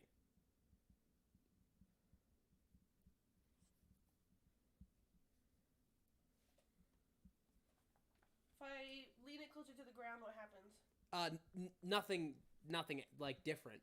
Your compass can't find north. Essentially, it just starts spinning.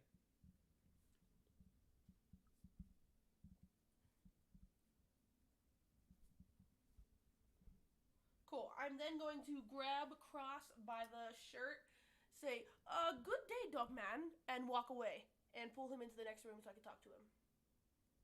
how much can you do in a turn? I'm still investigating this crime scene, Grit. You guys can all act here. Like I was just saying, some of you are just following up on clues that you have found.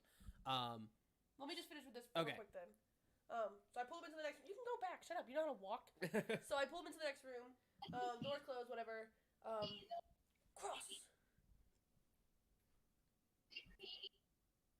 Grit. Yeah. Sorry. What exactly have you dragged me away from my crime scene for? Shut up. Lightning has struck. Metal has magnetized. My compass can't find north.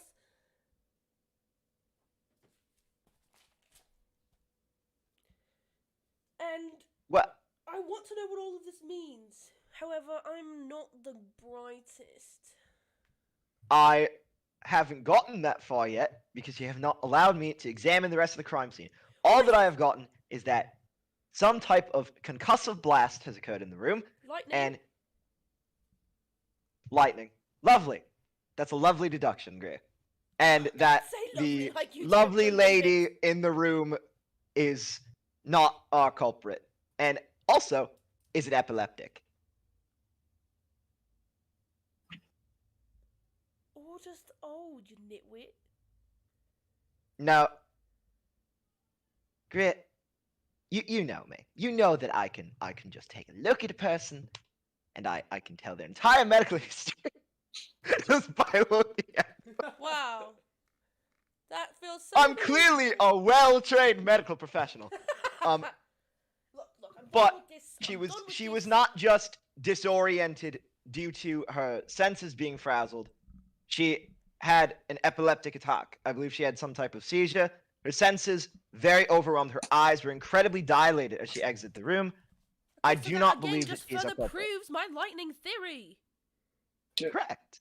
Can I go back So- into the But room? what causes there. lightning to strike directly into a house? So Yes. get in there and figure it out. Yes, Jack, you can walk back into the crime scene. Yes. And I'll then- say I gave up on chasing the monkey. Yeah, I say I'm- get in there I'm and back in figure the it out, room and with then you. I will walk away so he can move to the next person. Okay. Jack, you are back in the crime scene.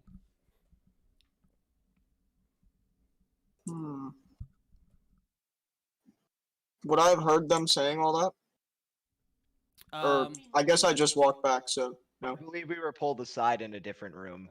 Well, there is At least no. that is what Greer I said to would me. say, yeah, you were pulled into a different room. That different room would have had to have been the dining room, because the only other room other than the drawing room that's close would have been the dining room. Yeah.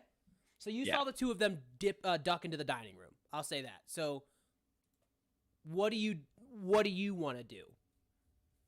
Can I do an insight to see if there's a second door that might be the door I heard slam? It wouldn't be. Actually, yeah, I'll let you roll an insight for that. Oh shit. You get the feeling that the door you heard slam was the door to the study. Oh, okay. Oh, okay, I'm satisfied with that. Yeah.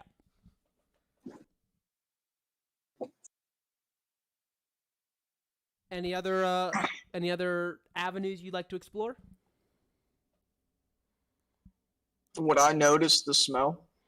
Or do I have to roll something for that? You can give me a perception check. Do-do-do.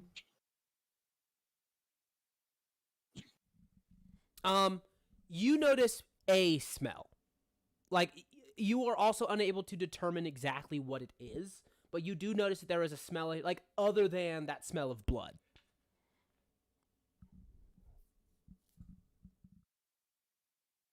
Do I see that, like, there's black stuff? Or no?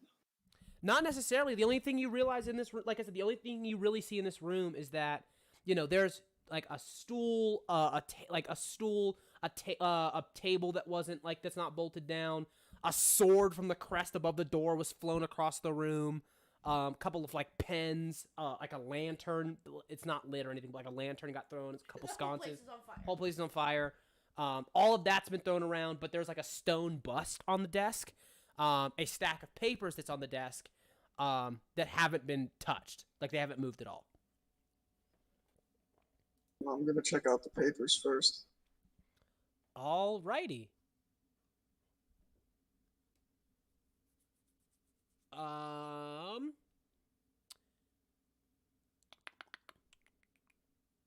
Okay. Go ahead and give me you're starting to go through the, go ahead and give me an investigation check. Okay.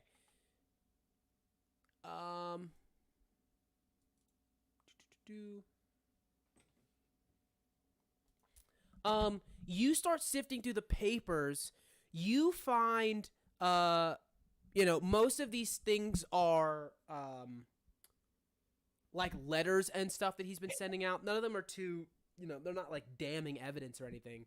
You do notice a piece of paper that was like hidden in one of the books, and it looks like a contract that he's in the process of it's a contract to his business that he's trying to get like a rid of. What? What of? So I don't know if he's trying to get rid of it. Like he's trying to get rid of Oh, okay. like half of his business. Oh. He's trying to get rid of half of his business and Mrs. Mosley. Is he broke? Is he trying to sell it? Like MC Hammer. Or maybe it was because of the worker that died.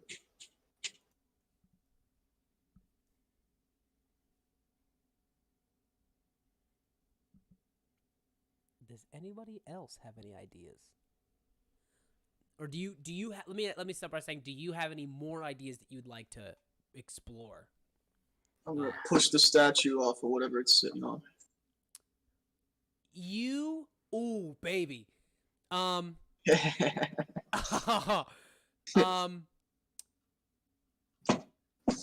statue falls off, hits the ground with a heavy thud. It's a meaty bitch. So it falls, hits the ground. You see, however, that there's a nameplate on the front of it. That can you give me a history check, please? There ain't no way. I'm gonna pass the. Oh, I rolled decent. Hold on.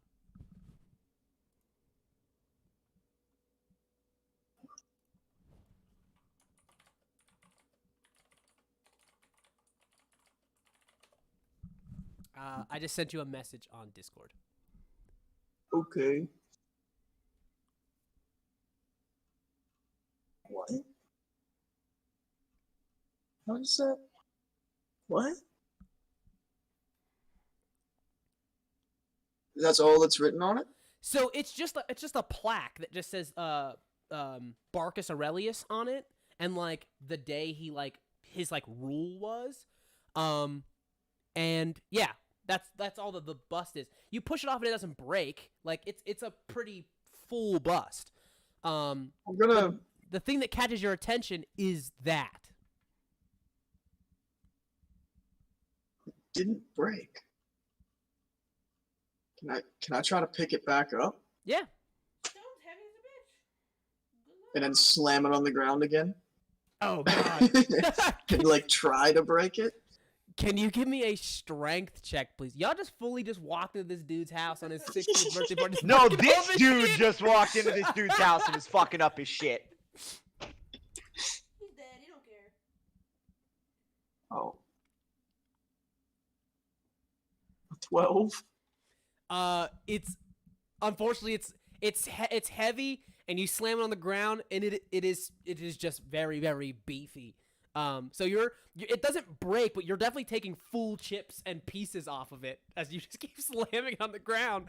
And it just seems like it's solid concrete? Yeah, it just seems like a solid it's solid. Yeah, you see that Colonel Hawkins pushes past like everybody, and he goes, he's just like, what the devil is the meaning of this? Like, I see just like thud. Catches me as I'm raising it over my head again. He's like, what is going on? And I just look at him, thud. Thud. God. Oh lord. You see, he goes, my good sir, just because you are part of some sort of out-of-state police force does not give you the right to come and vandalize a dead man's things. First of all, I'm gonna point my finger at you. I'm gonna point my Hey, finger can at. I put my And finger I'm gonna at you say, yet? No, why? Point. Like, this statue ain't right. I was looking real close and I remembered something. The date that's written on this statue, that's not the day that happened. whatever do you mean? The date's wrong.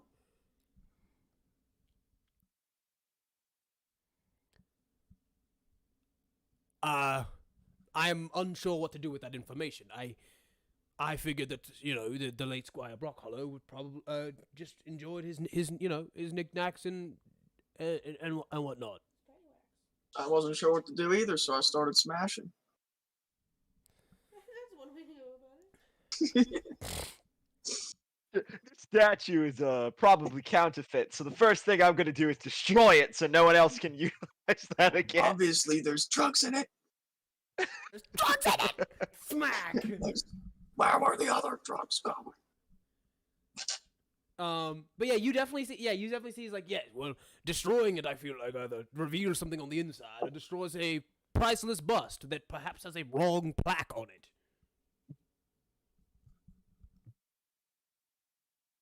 But is it a real bust? If it was a real one, wouldn't they take the time to put the right date on it? Perhaps I'm not some kind of historian or creator of plaques. Maybe that date means something. Maybe it's a number. Why is it one of the only few things that didn't get moved around the room? Am I hearing this? Did you leave or what did you do? Mm-mm. The door's open and Hawkins is definitely screaming. So I'm hearing this. So I'll say I'm that, definitely saying this out loud. Like, oh, then yes, then you would hear it. So, oh God, what does that plaque? I'm gonna, like, walk over. What does the plaque say? This just says Barcus Aurelius and it has a date on it. What's the date, fucker? but I pointed out that the date is not the date that Barcus Aurelius did whatever the fuck he did.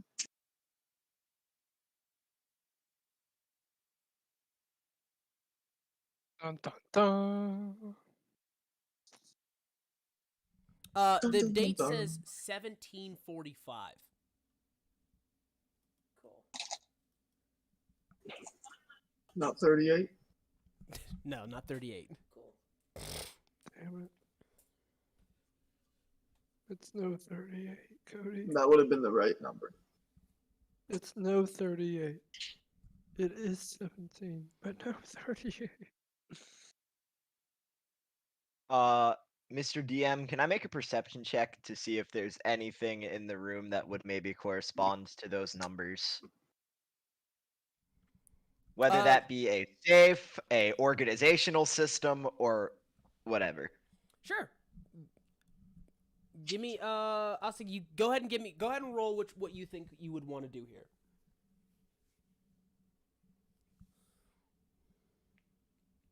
Oh lord. Is that one of the things that I get to treat as an 8?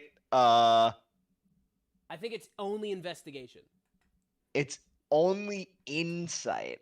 Is it only insight? Yeah, it's only insight. Oh, that's weird. What is that? Ear for deceit? Yeah.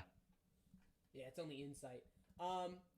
Yeah, you don't know. It's like it for all intents and purposes, it just seems wrong. Can I do the same thing? Okay. What do I roll? Okay. Up to you.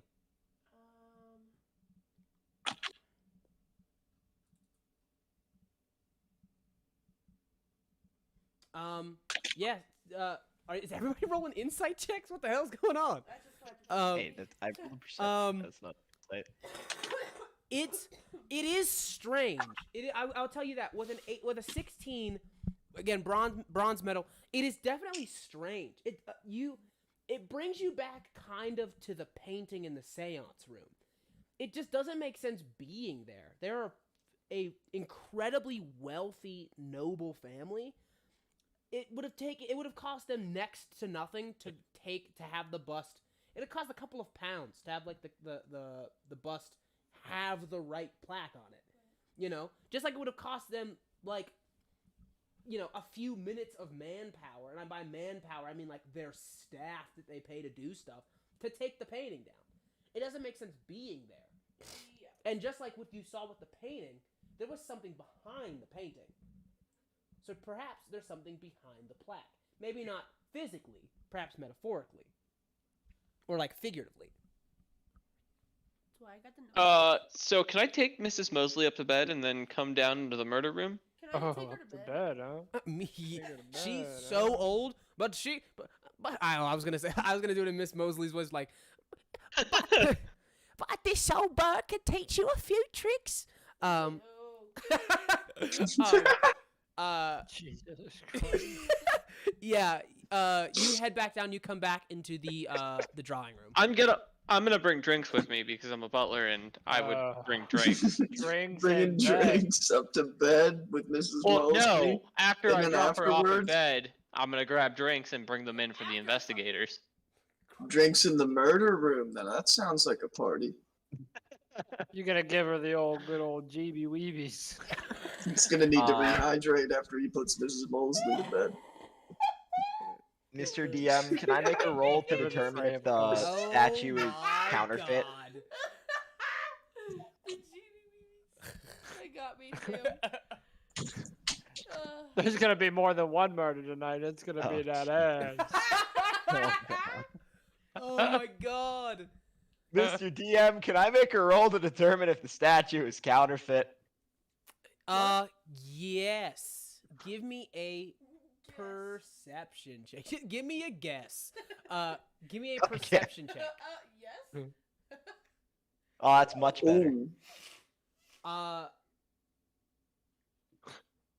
Edmund. Edmund. It is a fake bust. It's a bust. But Not in the sense that it's like not a bust. Like it is definitely like a stone bust, and like it just looks like it's a it looks like it's a replica of some kind. Meaning this isn't the real bust. Wow. Would have never it's guessed a that. bust. Jeeps, what are these messages? I was Message. playing around with it. Don't Can I take ignore a it. closer look at that note that had my name on it?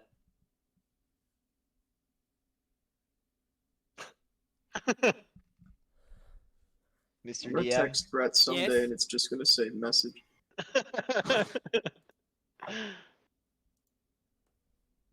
Maybe not today. Maybe not tomorrow. Maybe not even this year. But one day. When I call, you will answer.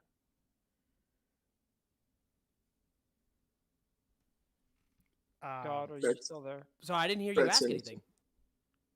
Oh, I asked if I could take a closer look at the note that had my name on it. Okay. Whenever I get back into the room, can I do a perception check for what the fuck is happening? Sure. Give me you can do a perception or insight. Ooh. No, I don't know what the fuck is happening. That would be a 4. 4. You see that the people are still in like kind of like in disarray. You see that Lady Tabitha is over there talking with them, but she's like, I must say this is absolutely titillating, and I would require the full details. Over here just like, yeah, this is. I know that this is possibly wrong to say after a murder has happened, but I will kill anyone that stops me from getting this extremely high temperature gossip. Everybody just seems to be in full again gossip mode. Still trying to figure out what happened.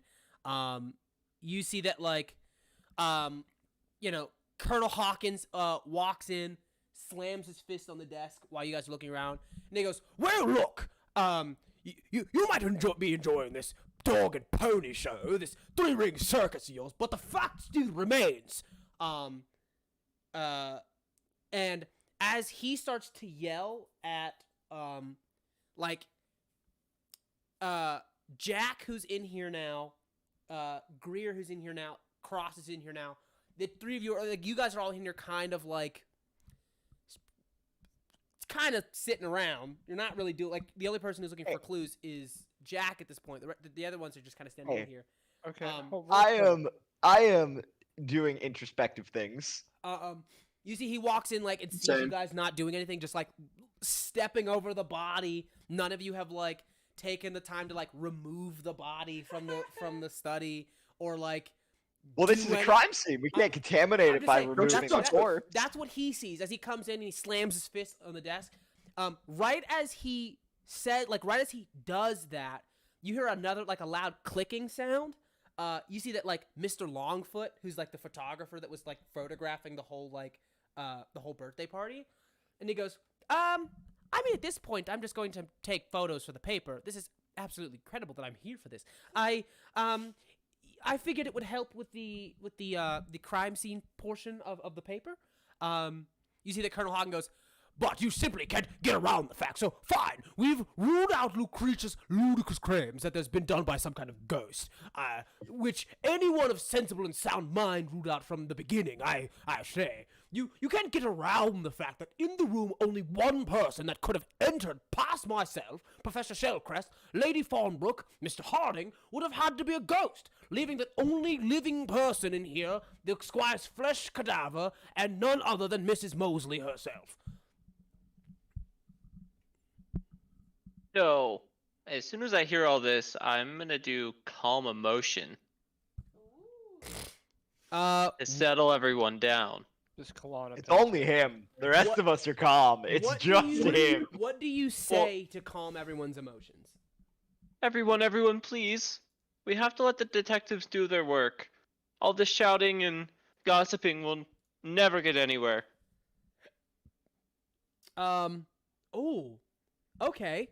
You see that people who are fully freaked out, like start to just be like, yeah, like that makes sense. We should like that makes a lot of sense. We, maybe we're overreacting. Everyone except Lady Eugenia, who's the super old bat from the beginning, who just goes like, I'm just mad that someone beat me to it. If I had the opportunity, I'd kill all of you motherfuckers. Is she the one that I intimidated earlier? Yeah. Can I just shoot her a look? Can I just shoot her? Like, yeah, give her the look of stop. She goes, yeah, but no, it leads you to me anyway. And then she just kind of like slumps into her chair. But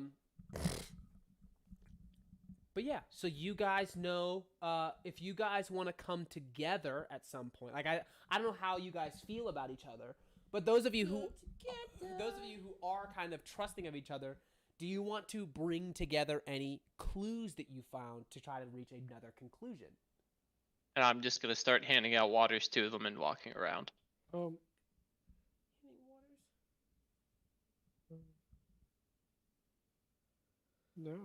I don't. I do believe that there has to be some type of secret passage in this room because the one person in here didn't do it, and there has to. I do not believe that this man just stabbed himself. So I would like to look for a secret passage. Okay. Remember, you've got Wait. people here, such as Hawkins, such as Harding and stuff like that, who have been here before. So if you have any questions regarding the manor or like how things operate, you can always ask them. Yes, but the killer would lead me astray. So I would not. I have no idea who the killer is. I can trust nobody in this room in this house. But what I will ask, who's in here that's a member of the staff that would know and or just also frequents this room. Do you have access to the map right now? Me and Sam. Did you close it? The map? I was asking him if he could see the map, Oh, okay. but I worded it weird. Me? I can see the map.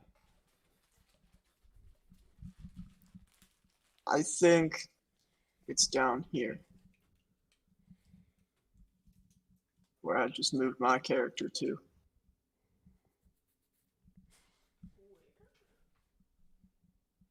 Okay. You wanna? I'm going to, in character, put my hand on your back and be like, I would like to help. Oh, wow, that is the really wrong accent.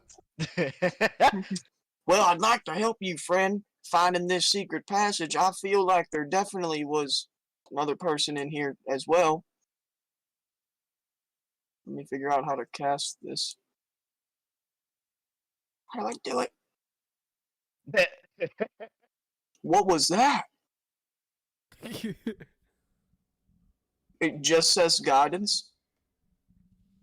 Oh, so you clicked the spell. What you want to do is, let me look at your actions.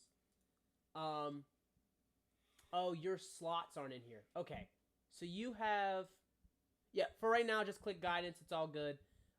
You're supposed to have a certain number of spell slots. But it's fine. It's a cantrip. So you cast. Oh, it's a cantrip. So there you go. Yeah, guidance is a cantrip. I can use it as many times as I want.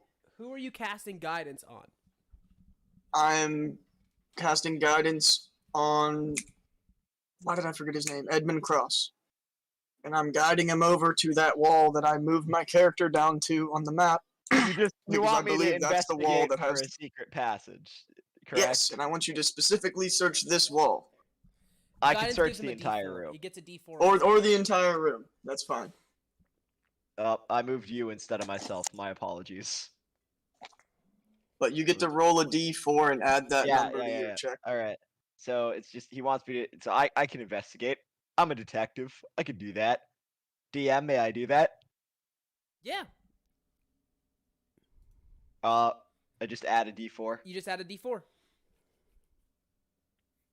That's not fun. But then I also get to roll a Vegas. Dog shit. All right, 15. Wow.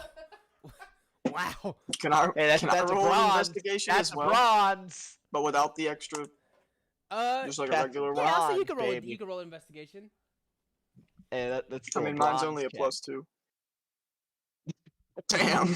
Damn. He really wants me to get it. He's already gotten it himself, but he Um, wants me to get it. Here's what I think happens. You guys are looking for a secret door that has to be on this wall, and I don't think you guys find it. And there's this moment of like, damn, I really thought there was going to be a secret door here. But Well, Cross, you I guess you both have smelled it. You come back to that smell of ozone in the air, as to why it's there, and if it's true that it's only on the upper, like it's more up than it is like in the bottom half of the room, your secret door, while you might not be able to find the one that's in this room, there may be another secret like above you somewhere. So you Second go floor you is go what it's back to like that thing that Greer told you, and that was a whole like, oh yeah, like lightning struck in here. It's pretty obvious lightning didn't strike inside of Loam Hall. yeah. Because you gotta remember, Loam Hall is underground. Mm-hmm. It's built into a hill. Mm-hmm. So while lightning may have struck the tower that's outside, it would have never struck in this room. This is like the middle of Loam Hall. Which begs the question, I think, that comes up, and that is that where is the electricity coming from then? Wait, what? If it's not lightning that's causing the electricity, like that ozone smell, there's lightning or there's electricity coming from somewhere else. I was gonna suggest something, but I'm not sure if my character. I mean, my character has high enough wisdom, and I am an investigator, so I feel like I would know what flash powder is.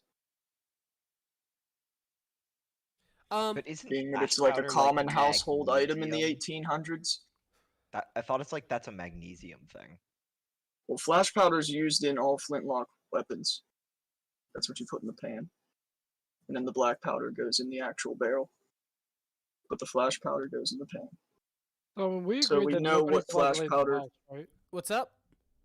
We agreed that nobody allowed to leave the house, right? Yes. Oh, okay. You guys, you're having your conversation, and you see that like, so you guys are thinking of those things. You guys still see that Squire Brockhallow's body is still there. You see that Dr. Magpie, which is Constance's husband, the doctor who's the commoner, kind of comes in, with his doctor's bag. And like it seems like there's still maybe some information regarding the body or just medically what he can do to help out. You see that she goes, Constance is like, Corbin, darling, is there any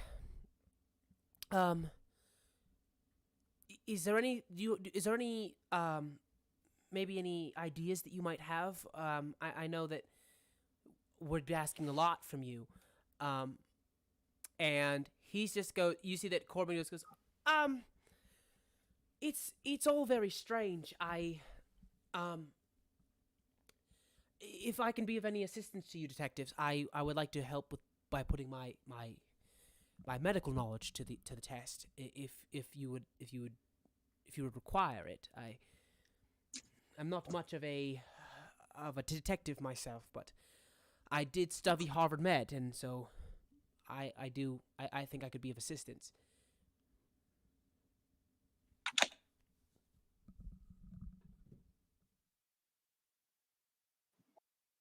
If nobody else is going to say anything, I have no objections. Very well. Mr. Guilfoyle has seen to it that Mrs. Mosley has been having her room watched just in case. He says that perhaps that she said something about missing time, that she doesn't seem to remember pieces of the instance. I'm not sure without asking her myself. Has anyone else spoken to Mrs. Mosley prior? Perhaps we can piece this together from the beginning. What and okay, so is the map correct with where everybody is? Um, 'Cause that's what I've been going. Technically, Greer is in here. Oh. You're in there. I think unless you two moved next to each other like that. That's I moved next to him over there. Yeah. That's more accurately what the map looks like. Okay, where are the people that are talking? That are you? Magpie has just entered into the study. I probably should have made a bunch of tokens. Again, that's my bad. So that you guys could get an idea where everybody is standing. But for the most part, actually at this point, I said other than Magpie and Constance and Colonel Hawkins, everybody's in the drawing room. So did I hear that except question? except for Mosley. Mosley is upstairs. Put to Asleep. bed. Brett put Miss Mosley in the sheets. So did I hear that question? He's not talking very loud, and remember, the whole drawing room is in conversation. Like, everybody's talking, so you're kind of far to be hearing their conversation. Okay, right, that's what I was wondering.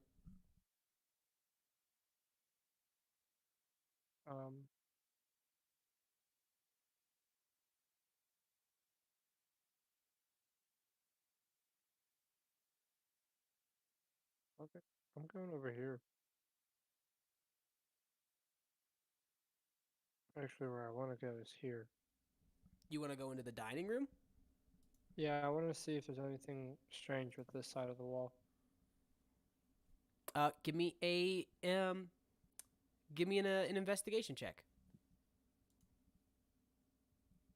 That was almost a 19. You Other than a couple of paintings and accoutrement on the walls, you know, it's a couple of like portraits of the other like Brock hollows and stuff on the walls and whatnot. Doesn't seem like there's anything really off about the walls. Is there anything off about this room in general? Is Is there anything that sticks out sorely that would I wouldn't need to take like a fucking I mean, the test to carpet's see? tacky. Word.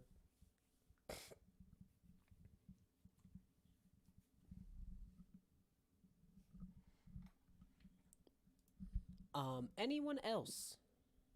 Remember, you got some of your biggest like skill monkeys in the room right now.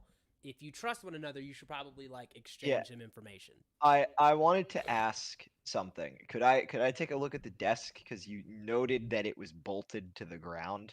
Yep. So while they do that, Can I investigate as to why you would have it bolted to the ground? Sure. What are you hoping to find here? So I know what I can tell you to like what I can tell you should be It's bolted to the ground, so I feel like it's hiding something, whether it be another entrance to the room from possibly below it, or whether that be some type of secret storage space within it. But I have a feeling that there is some type of secret surrounding this desk, because I find it strange that a man would bolt his desk into the floor. Go ahead and give me an investigation roll. Solomon, did you see my message on Discord? Damn. Man, after that nat 20, I just can't get anything good again. You guys are, if those of you who want to start working together, I haven't been saying it yet because nobody's been saying that they wish to, but you guys can give each other help actions and stuff here. You're not in initiative anymore. So if you want to help with the initiatives, you can give like each other advantage and stuff, or initiative. You can help with it by giving each other advantage and stuff. Well, I would have definitely followed and definitely helped him out, so... Okay, go ahead and roll with advantage. Jason.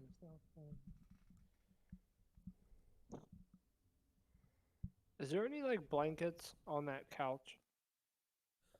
Kind of like, draped over the maybe- back. Most of the blankets are probably kept in a storage space for the maids and stuff to hand out, or like in a linens room. I just want to take like the one off of the back of the love seat, I guess, and like cover the body. We're not just Okay. staring at this Cross, you fucking can dead re-roll that goat. investigation check. You have advantage. Oh boy. Let's try this again. That is much higher. Boom. Okay. Gold medal. Okay. Gold medal. That is gold medal. Super hot. Fuck off. I'm gonna walk in here, start offering waters, and what you guys doing in here? Or I'm sorry, what are you guys looking for in here? Oh, you know, the usual, just secret passages that rich bastards put into their homes. I'm not sure if they had any. And I do a history check for that? Or an insight? What are you doing? So he told me they're looking for secret passages. What would it be to figure out if I know anything about it? Would that be insight or investigation? Investigation, It's- probably. It's just a no. Joe, did you see Nope. my message? Your message. Can I open said drawer? That drawer does not open. Can I thieves tools it open? It's not like you wiggle it and you can feel that it's like on a rail and it's locked. It feels like that drawer does not open. Can I come over and punch it? Can I crack it open? You just gonna go punch it? Yep. Wait. Yeah, can I bust it open with something in the room? Hold on. Uh, Can you roll me an attack first? Just like AC of 5? Like, Who's rolling the attack? how would she know it's not a real drawer though? Stop pressing shit. Is can she I just also punch it? investigating the drawer? I thought, yeah, this is a valid point. I'm the one investigating the drawer. Yeah, but Um, I gave you the help action, which means I'm next to you helping. Never mind. I didn't know you What's were your helping. unarmed strike? I don't know. I was unaware of the Oh help. wait, this right here. I could just roll this, right? No, you gotta. I have to put I don't know. Where do I find that? Is it in on abilities? your monk page. Look right here, monk page. I don't know. We're off to a fantastic start. Riveting. Should I move the body? Or should I just keep him there?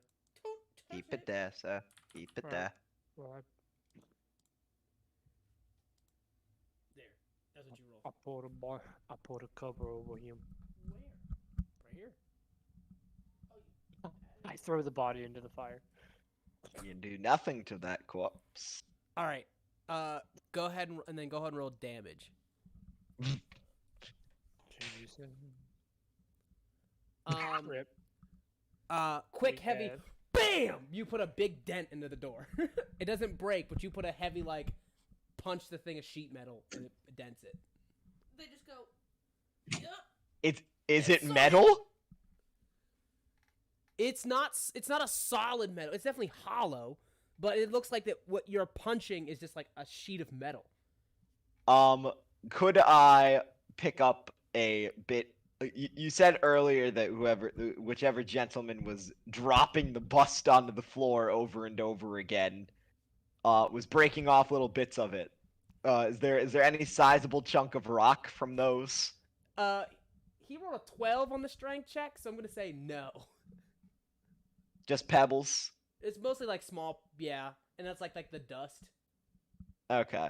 Is there anything else that's considerably heavy that I could use as a potentially improvised weapon? There's a lot of improvised weapons in here. So since I walked in here and I covered him, and I just see them beating this fucking desk, I'm just gonna walk over. Just fucking I'm punches just the gonna walk shovel over. through it. May I? Is there not a lock on the drawer? Okay, I so remember, don't recommend here's the using the thing. metallic object. the Good drawer sir. isn't locked. It's not locked. It's not locked in the sense that like when you would, because you can lock a drawer of a desk.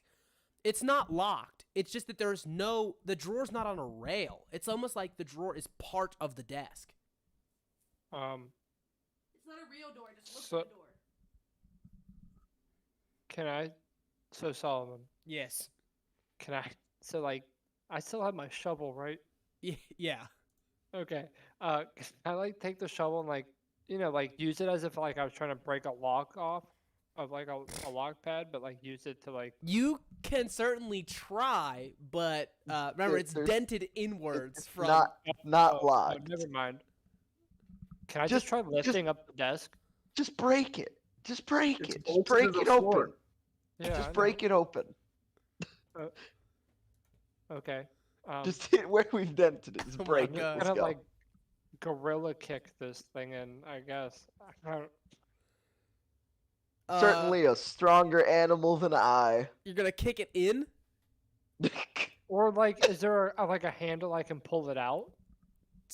Yeah, there's a handle there. It's just that it's like Whichever looks like would make more sense. Because I can't exactly imagine. you this tell desk me right what you now. want to do. I'm just gonna It's figure out all- what you want to do before you do it, so I know what to tell you what to roll or what to tell you what happened. Oh lord. I love how it's like clearly a puzzle. It's like, oh, it's probably some type of a fake door that we have to find a switch for, and we're like, nah, we're just gonna break it open. What did So Is you it do? magnetic? Is there another drawer above it?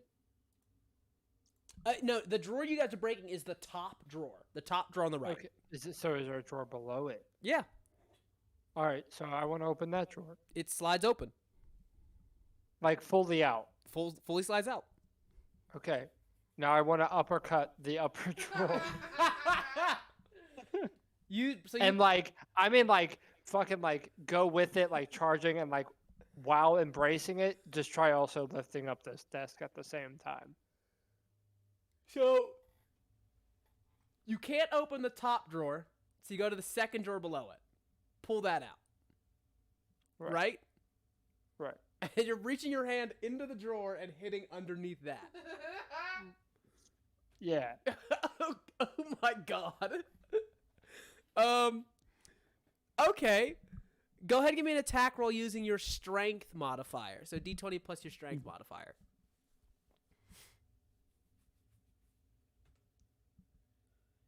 What happened to my This is the craziest thing I've ever heard. D20 plus my? I put my hand in and punch it. Bruh, I watched it fall from. Oh, it still gave you the 19. I was like, I watched it fall from a 19. Okay, that is silver I could metal. have sworn that was a +5. All right, so you are not proficient with unarmed strikes, so you deal 3 damage. But since it is silver metal, I will tell you this. You reach in and you go to swing. For starters, there is no bottom. There's no bottom of it.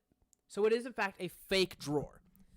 It's the thing that you swing and like basically you swing into nothing. It's the thing that you feel after you've reached in there, and that is that connected to the back of the face of the drawer panel are a set of wires. Oh God. It's rigged to blow.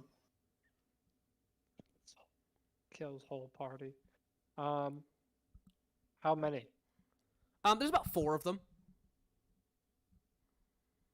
I like stick my old gorilla head in there.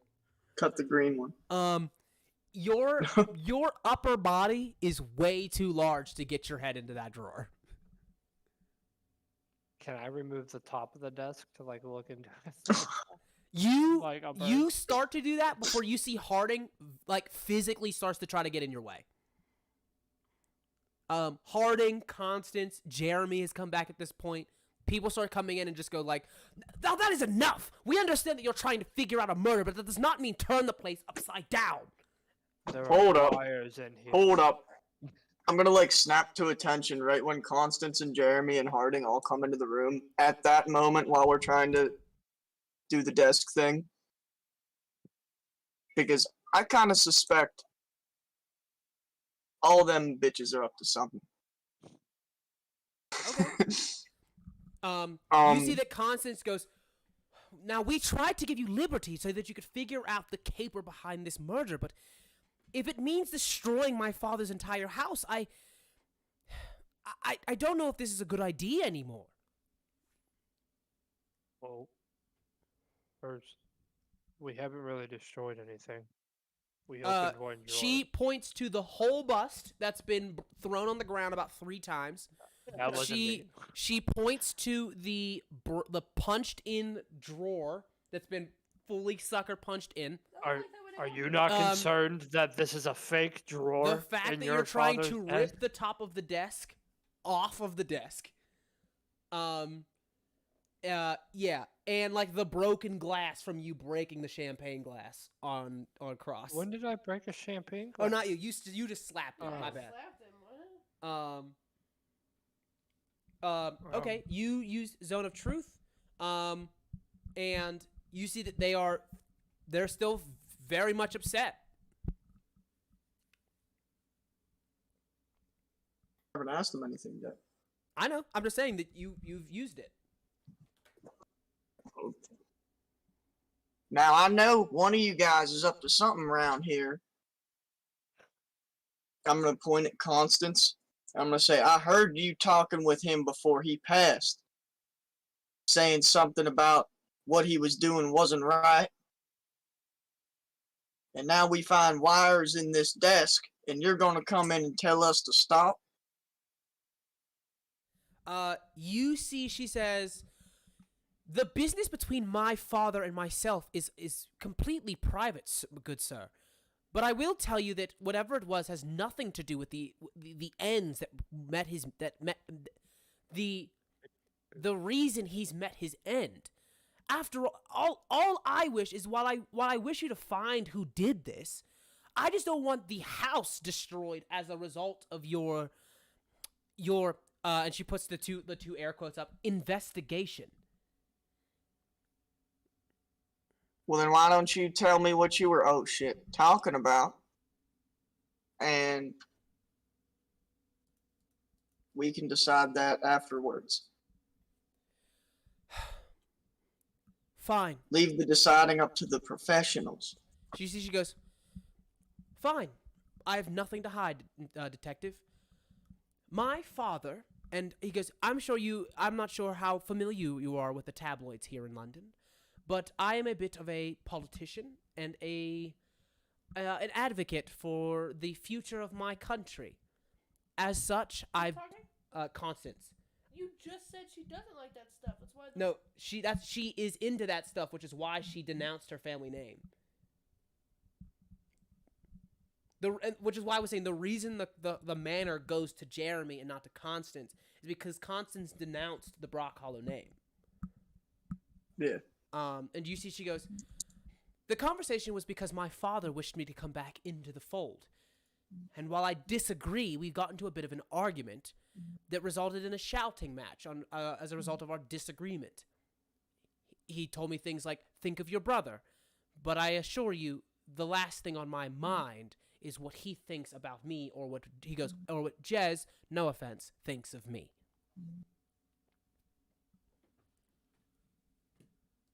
You call your brother Jizz? So if you don't want to come back here, then why do you care if the manor's destroyed? Well, Sus. It is because it is still my home. I love my father to death.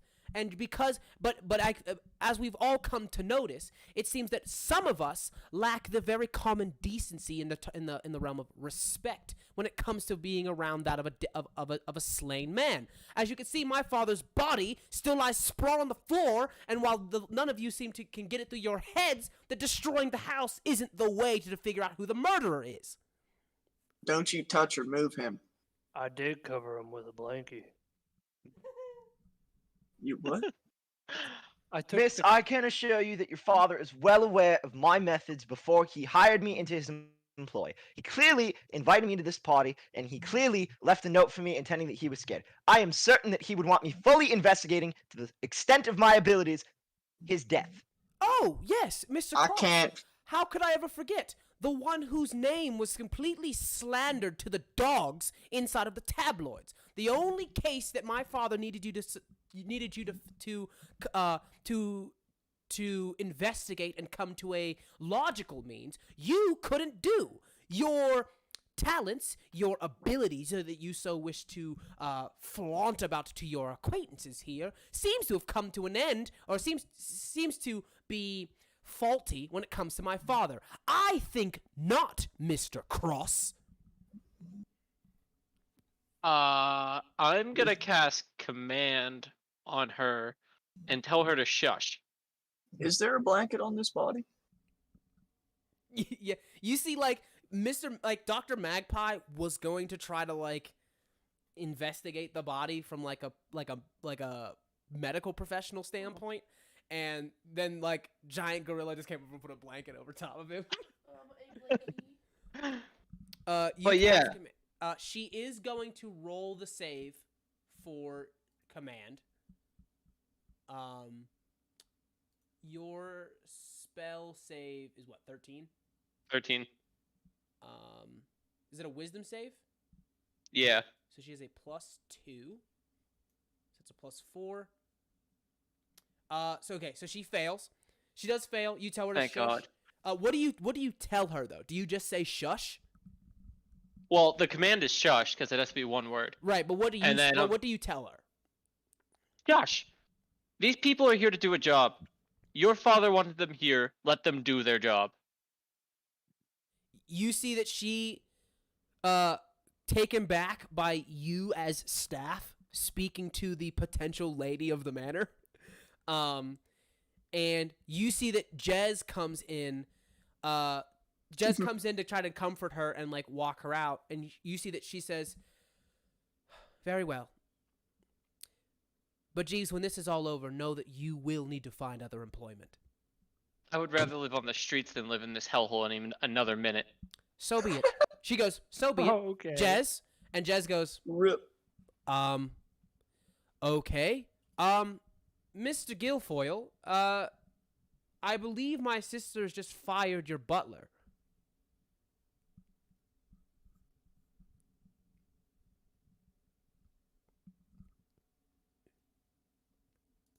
Silence. Wait, who? Woof. Well, I mean, am I supposed to talk there? You said it to an NPC, babe.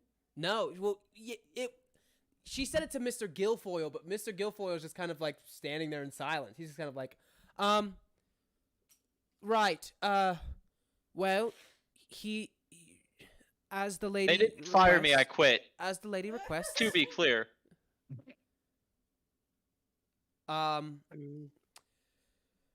Mr. Jeeves, very well. See to it that your quarters are cleaned.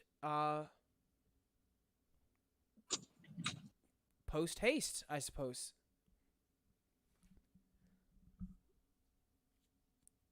Very well. You see that Jez turns back and he goes, "Detectives, do your best. Please figure out who murdered my father. And if you could keep the destruction down to a minimum, that would be great. I assure you, we are doing our best to do so. I don't know about the ox over there, but I can certainly speak for me and Mr. Greer here.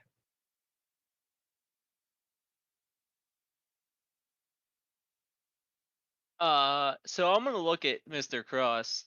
Uh, so seeing that I just quit my job, can I help you solve this murder? I still did care about Mr. Rockhollow, although his family wasn't the greatest. He was very dear to my heart. While I have no objections to you joining this investigation, I do have to question what you bring to it. Can I look around for something that's locked in the room? I mean, there's there's a couple of like locked drawers and stuff in here. This is the study, so the only real door that would have been locked is the door to the study, which we've already we've already established is open. Well, I mean, I know I have. So basically, I want to try and pick a lock and prove that, like, hey, like I can pick locks, and I'm like, oh wait. I know the family's weaknesses. As you just saw, I got her to shut up from yelling at you in 3 seconds. I can control them per se. Well, sociality has never been my area of expertise. Welcome to the investigation. Would I know, since you said I was too big to look in to see the wires, would I know that Cody is too big to look in to see the wires? Oh yeah, not just like his head is not just too large, but his antlers My are horns. way too wide. Like his horns are too wide. See a deer? Could a Mr. Edmund Cross peer into that hole?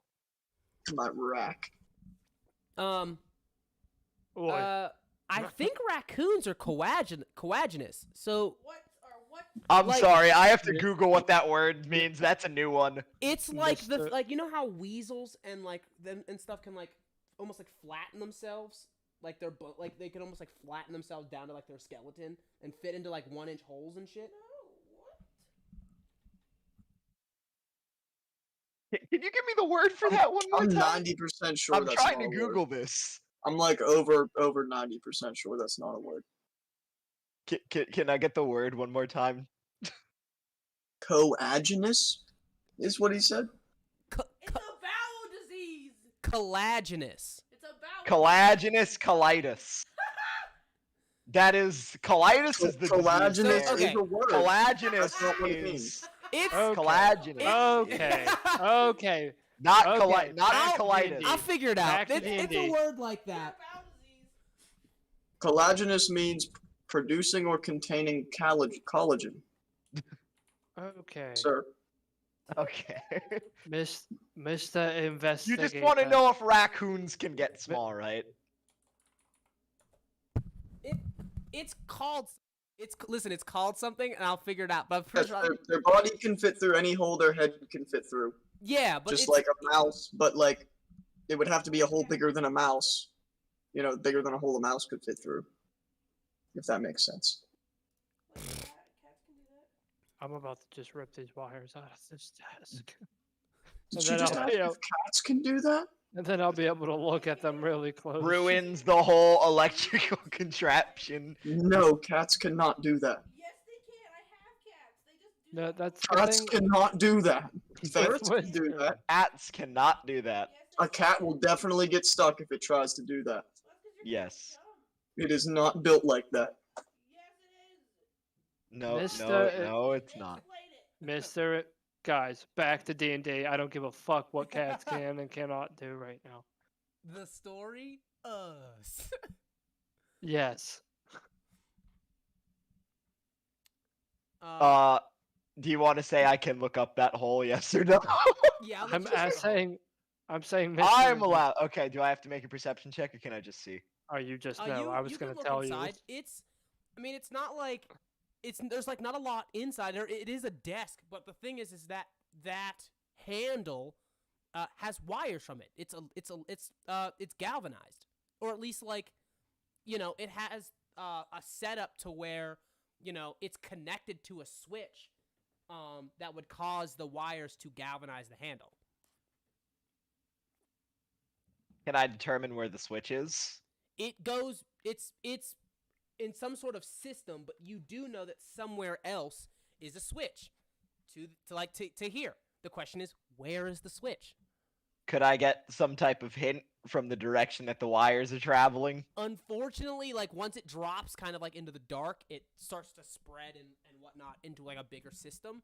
So unfortunately, not really. I say we rip Can I- a hole in the wall. Can What's Can the I- statue sitting on?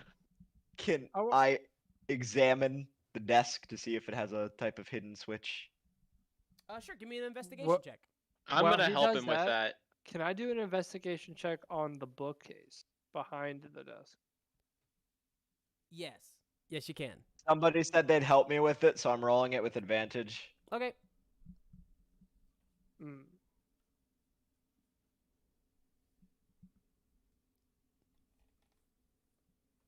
You're rolling to see. I will tell you this: you're looking for the switch in the desk. There is not a switch in the desk, but you take another look at those wires. They do not seem to go up or down. So it's so it's It leads to other on the directions. desk. I'm The failing. wires that go into the floor, they don't go like further into the floor. Like they hit the floor and then they spread out. They don't go like up as in upstairs or down as into some like into the basement. So it's in here. It's either in here or on this floor. Well, Can whatever activates this massive system of electronics does indeed appear to be on this floor. And with that, can I investigate?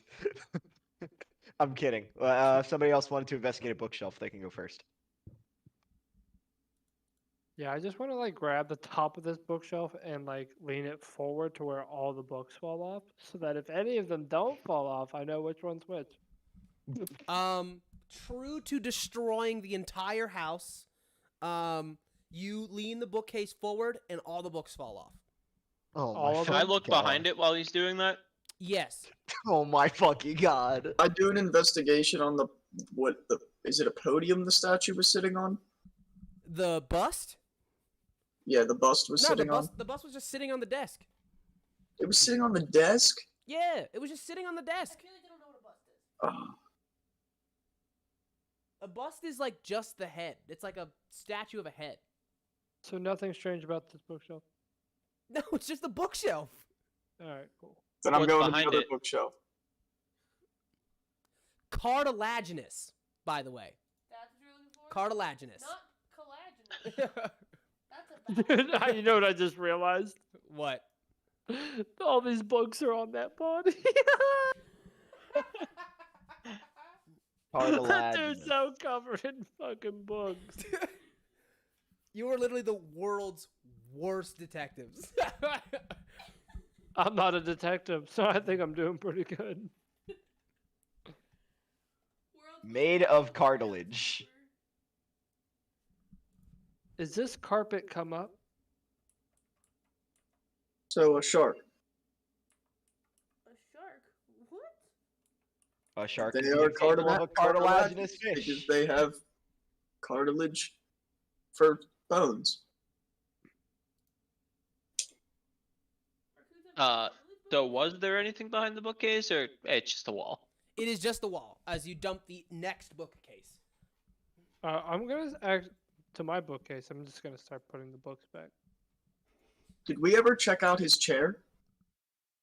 No. Did we like check to see if there's any secret buttons in the chair? Well, I guess is it a wheelie chair? Because there can't really be wires going into a chair that wheels around.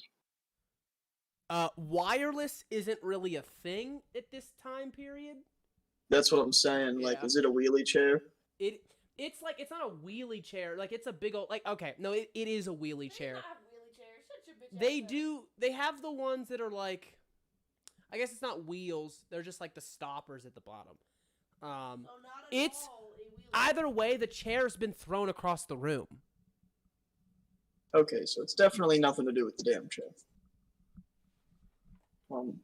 What is that thing in front of the desk?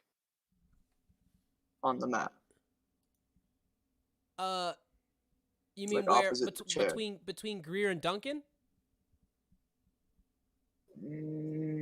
Yeah. It's another chair. Oh.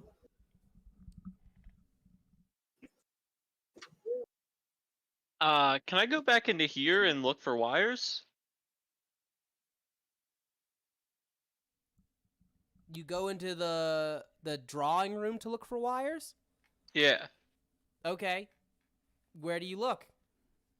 Along the wall. Where where at I'm along standing. the wall? Coming out from the door and then going down. Okay. Give me an investigation check.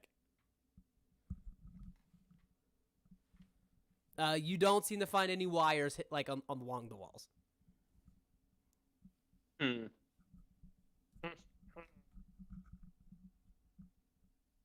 Well, Mr. Cross, I don't see any wires out in the other room over there.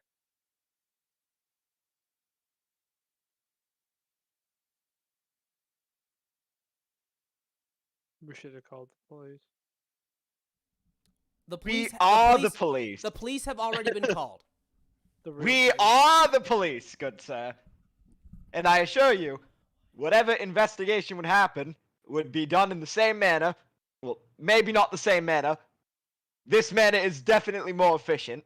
It's just less respectful, which I believe, given the circumstances that there is a literal killer among us, that respect can be tossed out the window. Who, in respect to you catching a actually- killer who is very well covering their tracks as we speak. Ever since Cross touched the desk, your compass has stopped spinning.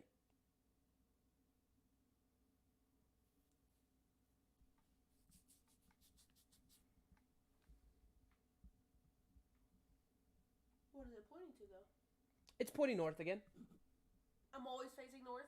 A compass always faces north. You turn, it points north. You turn, it points north. You turn, it points north. Look, man. Why? Never used a compass. Yes. So in that case, I will tell you this, because the compass was a good idea. A compass will always point north unless it cannot point north because of the presence of an electrical field. Meaning like if you put like a magnet next to it, it'll just spin because it can't find north. In the absence of an electrical field, well, an electromagnetic field, it will point north. Meaning the electromagnetic field that was in this room is now gone. Okay, who Mr. did Cross, did that cottontail criminal ever play with electricity by chance? Would I know if What kind of Cotton Bottom question is ever that? played with electricity? Cottonbottom was a genius. He did everything he could to keep it like one step ahead of you and Greer at every step of the way. He fooled you. He fooled the police. He fooled the military. He's used everything. There's no doubt he's used electricity.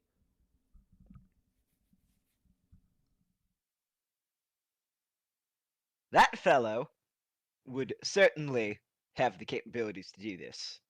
Where'd the family go? They're just out. They've left the room. I'm gonna go look for them. Okay, you find them out. I think Out. Why do you bring that fellow up?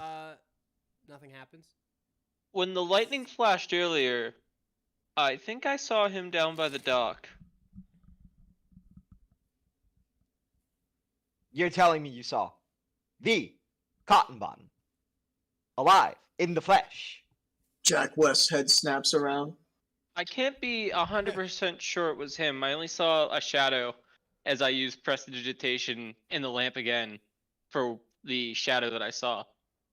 He does a little hand puppet in the lamp, and you see that he shows a very very pinpoint a very very good silhouette of Fletcher Cottonbottom. Oh no. I told you that fellow was alive, and none of you wanted to listen to me. This is very important information. You said by the docks? Yes. Cross departs from the crime scene to go investigate the docks. And I'm gonna go with him to show him where. You see people immediately chase after you to start to get in front of the doors, locking them. As Colonel Hawkins is literally just he's like, we've already established no one leaves. No one comes in and no one leaves until we figure out where the murderer is. We figured it out.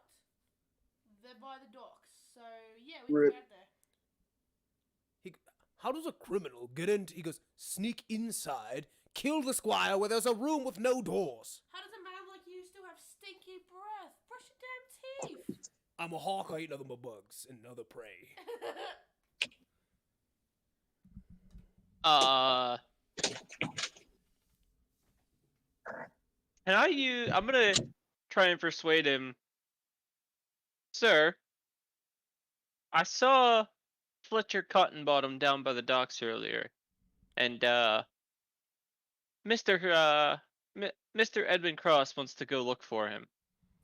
You see that? I think we should allow that. You see that Harding comes over and he says, "You wish us to wish you, potential subjects in a murder case, leave the house for ghost hunting? Absolutely not." He goes, and you start to see that other people like Lady Calliope, Mr. Guilfoyle, Dr. Magpie, Lady Bristlebrush, all of these people who have started to follow you towards the door, as you guys kind of shot up and started leaving, who are all just they're leaving? They're leaving? What do you mean they're leaving? What if they're the ones who've done it? You see that Mr. Guilfoyle says, I hate to be the bearer of bad news, but in a world of detective work, it is true that everyone here is a suspect. We use as much scrutiny.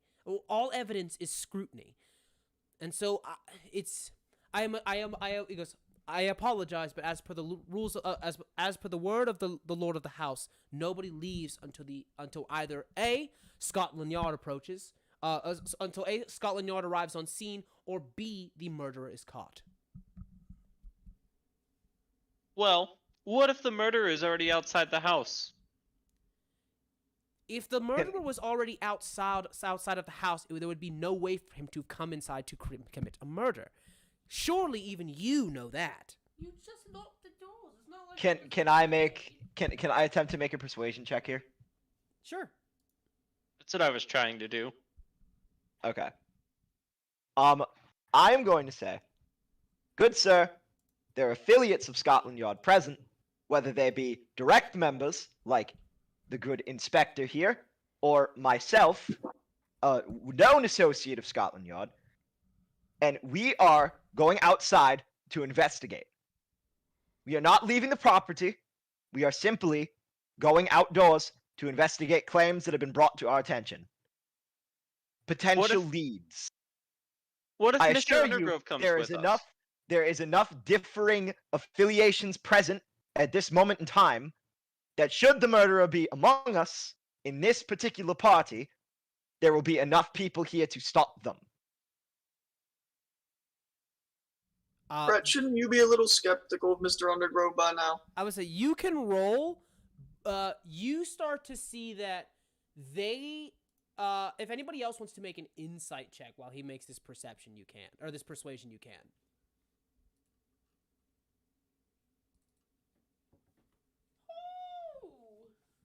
Damn it! I thought that was my 20. Fuck! Persuasion. You see, their eyes, the longer he speaks about how he really wants to go outside, the more suspicious that they get. you see that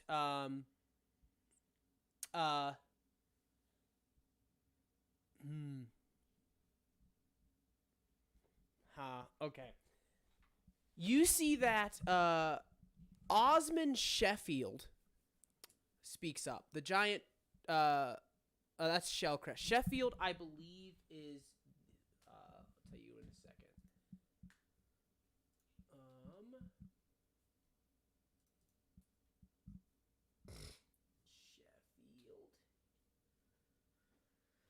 Sheffield. And no, I wouldn't because of the way he took care of Mosley. Because I've known her for a while too, and he was taking care of her. Osmond Sheffield is Jeremy's husband, the Ram. Oh, yeah. So there's no gays. You see that he speaks up and he goes, I'm sorry to interject here. Yes, it's true that Loam Hall is a bit under lock and key, but I can't help but realize that during the during the murder, Jeeves who speaks so freely is he and Undergrove were undercounted for during the time of the murder. I can't help but interject that the whereabouts of many are unknown here. And so I too find myself skeptical about even letting them out for a moment. Who says they ought to run? He goes, even the whereabouts of Mr. West were unknown at the time of the murder. He goes, as well as your partner, Mr. Cross, Sergeant Greer. Unknown? I was getting drunk with Fetty over there. You see that this like slight exchange with like Sheffield and the rest of the group. You see that Mr. Harding looks over as he says, and he goes, yes, and Mr. Duncan, I believe a letter was handed to you after dinner by myself. Would you be so kind as to read the contents of the letter, if you still have it, that is?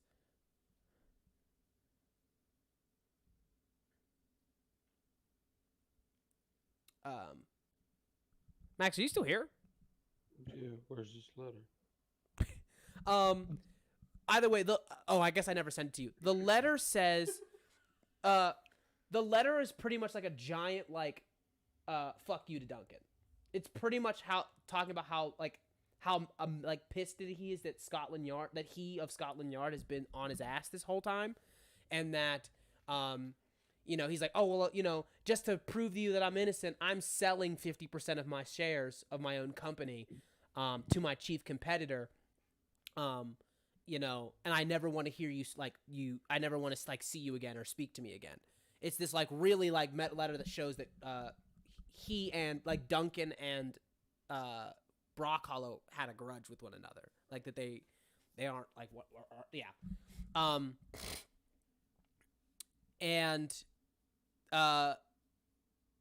Yeah, so you see that the eyes narrow on essentially all of you, as you see that none of your whereabouts are accounted for at the time of the murder. And you see even one of them is the only person who can vouch for you is Lucretia, who's batshit. So? Still a witness. So if anything, I feel like at least some of you in character should be a little skeptical about, or understand why they can't let you outside.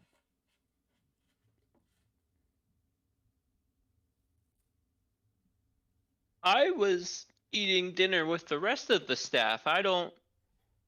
What do you mean I was unaccounted for? You see that he turns to Mr. Guilfoyle and he goes, Mr. Guilfoyle, is that true? And Mr. Guilfoyle looks at you with a nasty look. I pissed him off. You see, he goes, I recall some of my staff eating dinner, but I'm not sure if I could place you amongst the staff. And I do an intimidation check. You can do a. What do you hope to accomplish with an intimidation check? Like, think real hard about what staff was eating dinner and if I was there. Okay. Guilfoyle was also going to roll. Okay, so do it. Oh, thank God.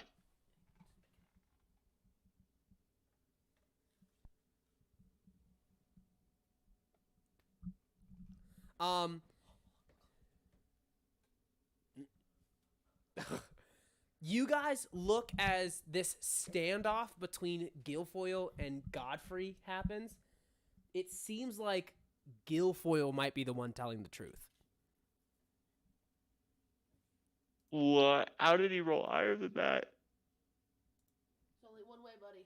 There's only one way, bro. Damn.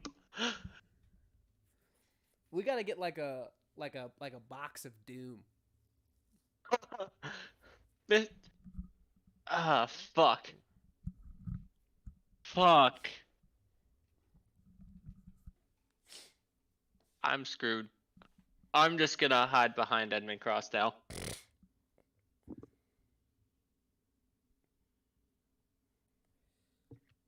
So, if you would do us the honor of figuring out where the murderer resides inside of the house, I think that would put all of our minds to ease. Because as we stated before, nobody comes in and nobody leaves. We've already we've already done you the decency of locking the doors so that nobody could escape. If the murderer is here, he's still inside. He just locked the door. No, he locked the door a while ago. You said as we were trying to leave that he comes up and locks the door. Okay, fair enough. I didn't mean that. They locked the door. Oh, is that your mulligan? I'm the DM. Is that your I mulligan? have infinite mulligans, so Yeah, might get infinite. when they went to call the police, they locked the doors.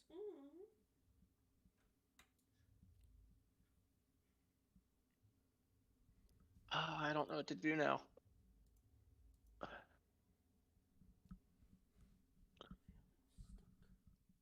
Jack West is gonna poke his head out of the room from the murder room, and he's gonna be like, Mr. Undergrove, can I borrow your shovel for just a minute?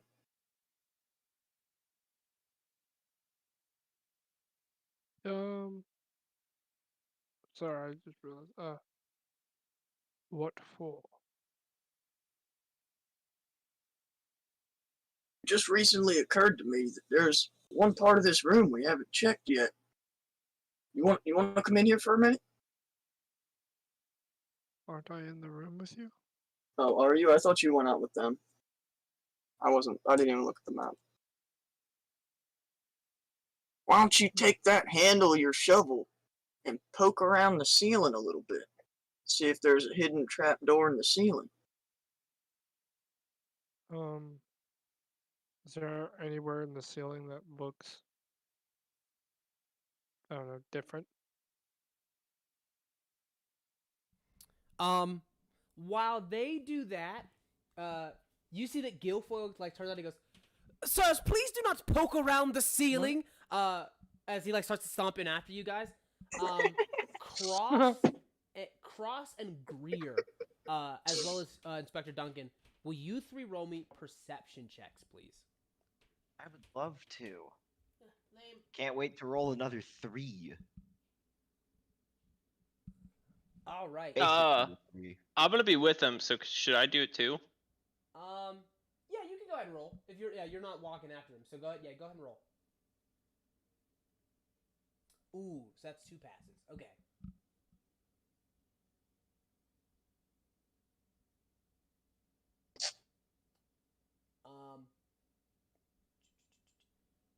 Ooh, y'all are gonna hate me. Y'all are gonna hate me. The 2 I meant that. So it turns out the 2 I need, because I just realized what the note that I'm looking at. I only need 2 rolls, and that's from Undergrove and West. Oh, I had a feeling. That's Oh. perception. Yes. What is it? Perception. I thought back on something you said, and it dawned on me. It might not be what you think it is, even though you're the only one who passed. Give me 1 second. He's the one that passed, but I'm the one that's spoken. You're doing a good job. Thanks.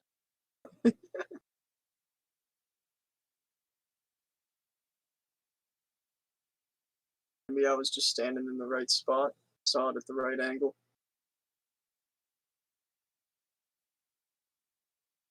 He poked up one of the ceiling tiles, and I just like saw, through the crack.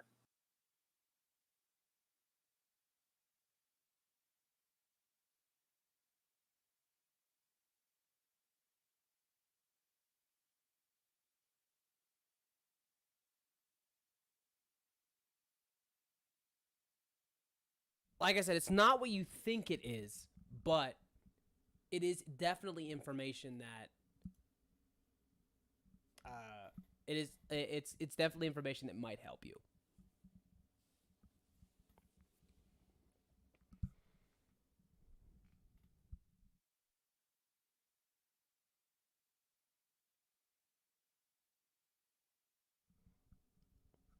Can I make a sleight of hand? Yes, you can. Go ahead and roll a sleight of hand. I don't really have this. Oh yes, good roll, good roll. Ooh. Edgar, can you roll me a perception check, please? Your DC is I'm gonna roll you 17. an attack roll if I fucking pass this. I'm gonna tell you what. What am I doing? Perception.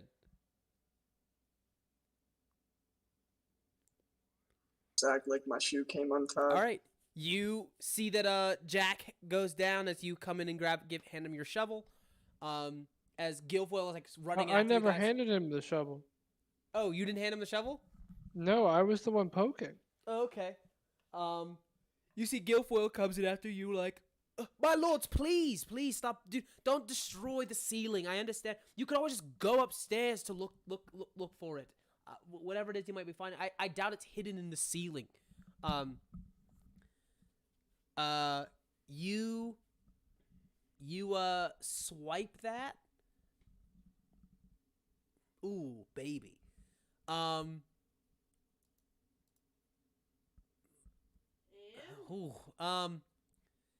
yeah, you guys. Do I notice that he goes down? He starts to tie his shoe. Like you see that he's tying his shoe. Okay. Okay. Ooh. Okay. Alrighty. Yeah. Yep. Uh-huh. That's it? Yep. You get the key. What? Moving on. Yeah, waiting on you, bud. Yeah, I know. I'm trying to You're figure the out where to go storyteller here. next. We've been pissing in this room for 3 hours. We're gonna tear this whole room apart. I'm about to tear this whole room apart after not being allowed outside. I gotta prove that there's a fucking entrance, secret exit outside. Yes, Fucking- you do. So where do you go and look? Hey, So I can wait, hold on. Do About I to hear fucking that he's tear this mad place that he limb can't from go limb. outside? What's up? Do I hear that he's mad that he can't go outside? You were there when the argument was happening. I thought I was poking my shovel. No, the argument happened and then he called for you. That's why I just figured you were out, in the drawing room. check this bookcase yet. Can I investigate it? Brett dumped all the books off of it, I think. No. We did it with the back one. I'm doing it with this one now. You're dumping all the books No, off? Shaggy did one, Brett did the other. I'm dumping all the books off. No, didn't Shaggy do one and Brett did the other? No, I looked behind the one that Shaggy looked did. Behind the one, yeah. Uh, So I am now very, very viciously trying to prove that there is in Oh. fact a secret passage in here, and I don't care how Wait. wrecking I have to be to do it. I'm going back to the desk. So if I can make the investigation now. I'm gonna help him with that. Go ahead and roll me an Hey, investigation. help. Sorry, that's not advantage. Now it's advantage. Okay, cool. You. So what are you doing? Like, what are you? You're just like, what are you trying to do here? You know, the classic, is one of these books a secret mechanism? Is the bookcase itself a mechanism, etc.? I'll tell you what. You've got a bunch of people here helping you move the bookcase. Edgar reaches up on the bookcase to pull it and goes to pull it down. And it is stuck fast.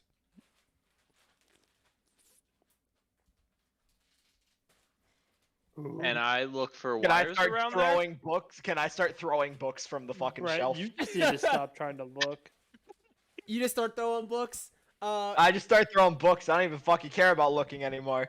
Can you just roll me a d20? Roll you a flat d20? Yeah, just roll me a d20. Good number. You just start to foo, foo, foo, foo, foo, click. The bookcase shifts. Like it, or it doesn't shift, but it opens like a giant door. That was the first thing I was gonna do. But I never did. Alright, inside I go. No cares. I'm not even following. gonna say anything about it. I'm just gonna I'm fucking go also inside. following. You see a bunch of people who fall again. They're kind of been following you around like a bunch of little chicks. And you see that like Lady Frondbrook looks over, or like not Lady Frondbrook, Lady Calliope looks over. She goes, "Mr. Guilfoyle, is the front door the only entrance and exit to Loam Hall?" As she like sees that you've opened up the door. You see that Mr. Guilfoyle goes, "No, madam, it's not. There's a servants entrance and exit by the elevator in the kitchen wing. And there's also presumably some towers that poke up above the ground that one could scale as through a window, I suppose. But it's a rainstorm. I find that slightly unlikely. However, we can take the elevator keys. We can go and find anyone who wishes to, for accountability's sake, to come with us, lock the doors to the towers, and keep the keys in the central location. And as for the elevator, we can go ahead and disable that right now. The front door, I presume we can watch while they investigate further. You see that Harding nods and Colonel Hawkins goes, "Very well. Accountability in numbers. Keep an eye on everybody. But please, let's get to it. Pip pip post haste. As for our chief suspects here, someone please keep an eye on them. We're the chief suspects? That's funny. You just found a Right. secret. You just opened a secret passage. Excuse you, I attempted to throw down a bookcase in rage. Found it was bolted to Maybe, the wall, but and then found which book opened it. But all of you are unaccounted for during the murder, and you just opened a secret passage. This is what I was trying to tell Max earlier. I give no fucks what people think about me. I have just been told that Fletcher Cottonbottom is alive, and they're not letting me go. Hold look for up. this bitch. The whole goal of this campaign is to not get the cops called on you. Hey, That the was cops all we think were I told. done it. The cops think I done it. I don't give a shit. Fletcher then you lose. Cottonbottom's alive. Fletcher Cottonbottom's alive. But I you- just have to find you him, realize- catch him, Here- and okay. prove he did it. I don't think you're thinking straight. If Fletcher is alive, if Fletcher is responsible, and you're the one that walks away in handcuffs, you've lost. I'm aware. I just have to catch him. It's that simple. To catch him, I have to figure out where the fuck To he catch went. him, you have to look at as suspicious as possible so that you get arrested and then eventually just definitely thrown in jail, no questions asked. So, can I make a deception check here and say, I told him where it's at because I found it as a kid? Ooh. Sure. Go ahead. You better be real damn good at lying. All right, you're real damn good at lying. Who has the highest insight? Mine's +4. Yo. No. Yeah. If any of you are suspicious of Godfrey, go ahead and roll an insight. I'm suspicious of literally everyone. I'm pointing the finger. Oh, damn it. Nice.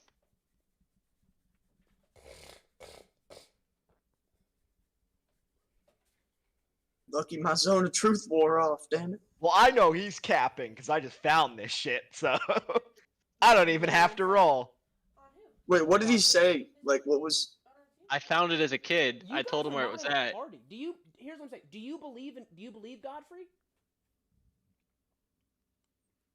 You're close. But... I know he's capping, but he's covering for me, so I'm gonna have no qualms with this. Even if you guys believe what Godfrey has said, Godfrey has just revealed a very important card in his hand, and that is that Cross. You just figured out where the secret entrance was, right? Yeah. You understand that the only way in here to get to Brock Hollow would have been this door, or the door that Molesley came out of, the door to the drawing room. Meaning Godfrey knows about the secret door. Yes, but I've been told Fletcher Cottonbottom is alive. Fletcher Cottonbottom's the culprit. Who's to say They he just doesn't tried to have- throw my new boss under the but who's bus. to say he doesn't have accomplices? You very well have a point, but he lied for my sake. I'm gonna just believe that he's lying. That's what I'm gonna opt to believe right now. I'm gonna opt to believe that he is blatantly lying because he does not want me to be restricted in my investigation. That's what I'm gonna choose to believe. You asked me what I could bring to the table, and this is it. Exactly. He's lying for me. He's bringing something very helpful to the table, which is exactly what I said I struggle with. The sociality aspect of investigating. This is a very huge help to me.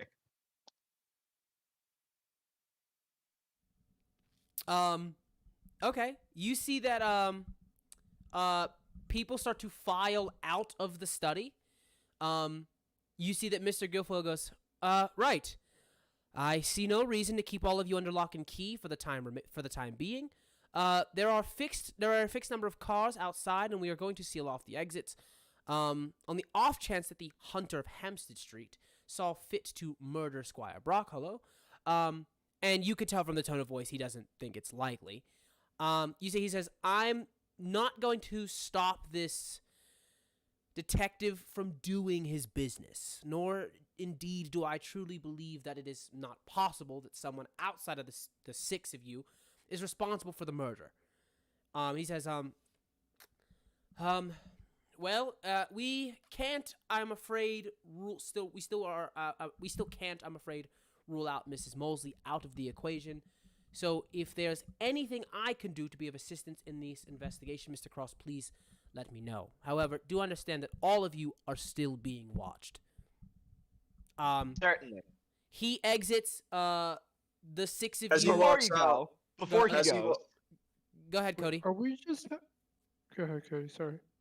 Oh, I was just gonna say, as he walks out, I'm gonna point my finger and be like, and I'm watching you. He goes, Also, very well. It would seem that we are all suspects, and now that he's, as strange as it sounds, Detective West, you do not know how comforting it is knowing that you believe it could be anyone. Could be. also, are what we the having fuck? this Before he conversation leaves- in the wall? Like you're in the No. the threshold of the secret entrance. Yeah. Okay. Before he leaves, I would like to ask, send someone for me when I forgot her name. Who was the one that was in here? Mrs. Molesley? Please send for me when Mrs. Molesley is awake. He says, very well. In the meantime, good luck on your investigation. Also, you should be aware that I haven't even told you where the secret entrance goes. You guys are just like, we're going in it. Yeah, I'm going in. I don't care where it goes. Yep. Okay. Fletcher Either way Cottonbottom. on how to Here's find out where this. it goes. On the map, it looks like it would go right into like the dining room. That would lead me to believe that it either has to go down or up.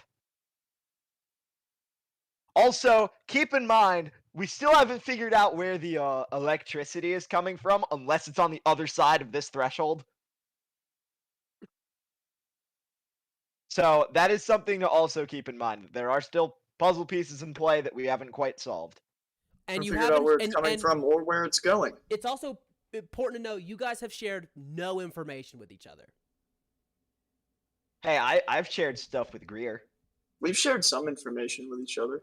You're right, you've shared very little information with each other. It's a whodunit. You can't trust anyone. We're suspecting each other. Yeah, some of you are just now sharing the whole, there's electricity in play here.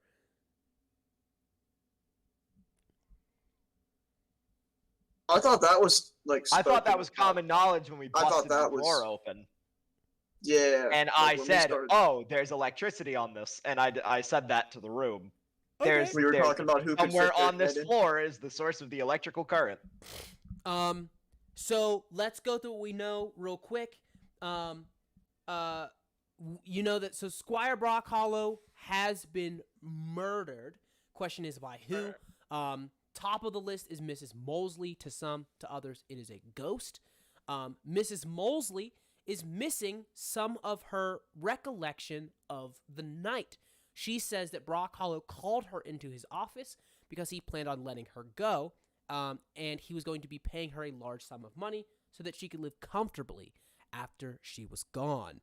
Upon further investigation, I believe it was said earlier by Cross, but Mrs. Mosley is epileptic and was under some sort of epileptic episode. So something, as a result, triggered that epilepsy, and thus made her lose bits and pieces of the night.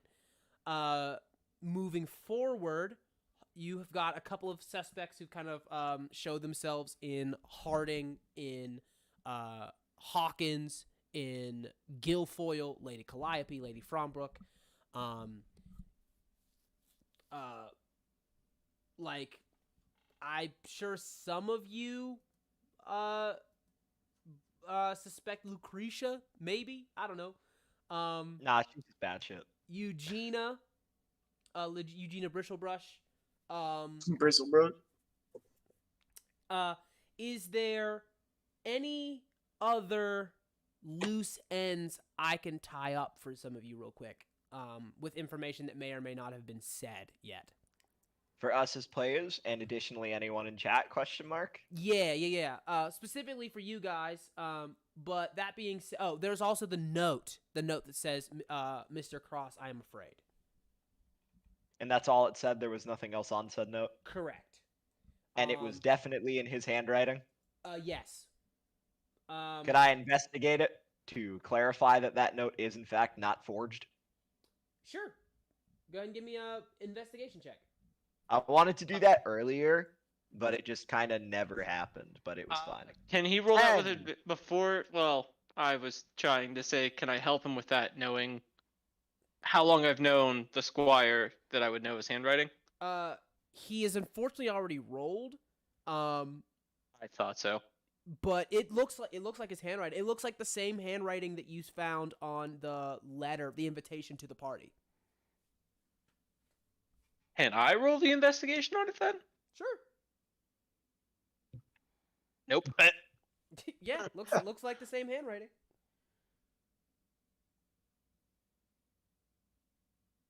Clearly, he feared something, and he wanted my help. I wonder if that has to do with why he asked me here in the first place. Does anybody have any other questions?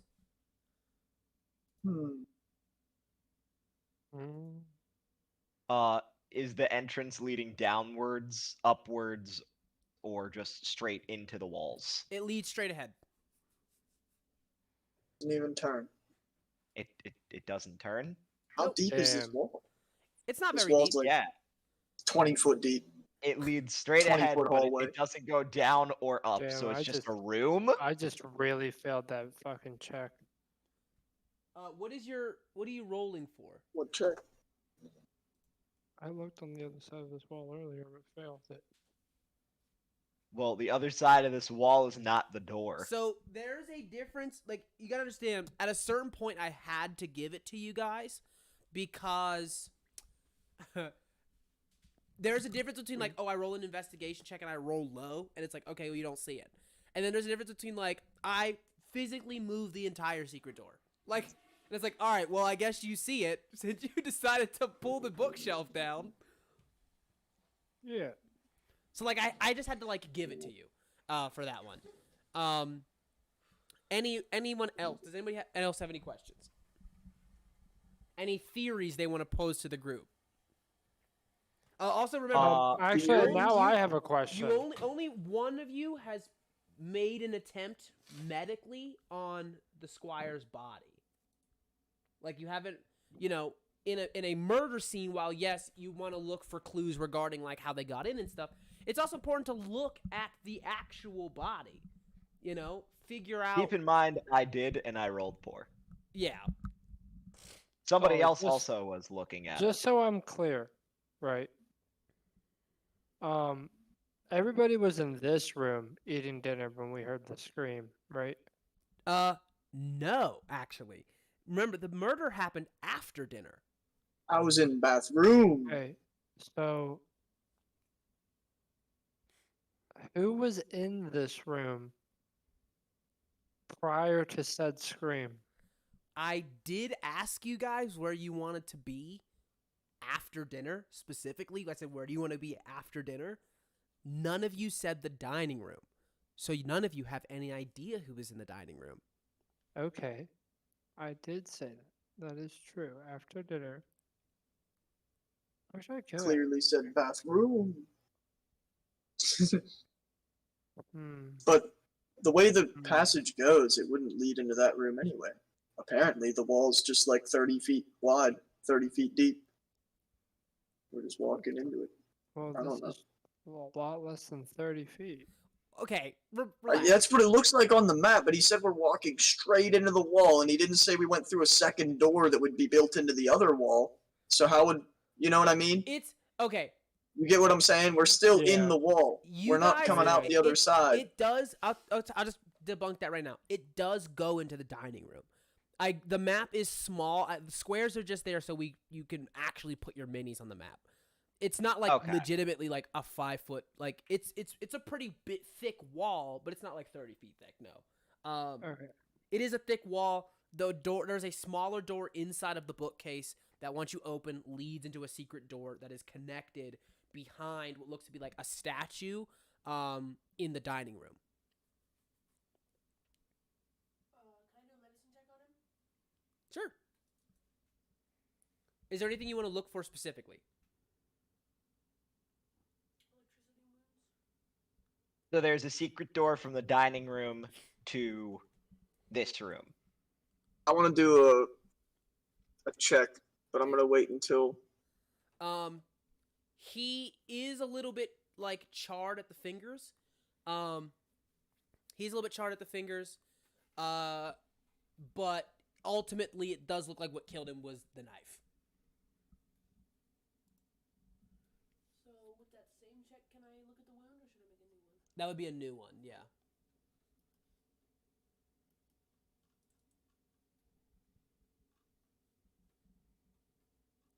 So you're just looking at the wound. I'll say this is kind of interesting. You pick up the blade. It's not inside him anymore? Mm-mm. Who took it out? It was never inside of him.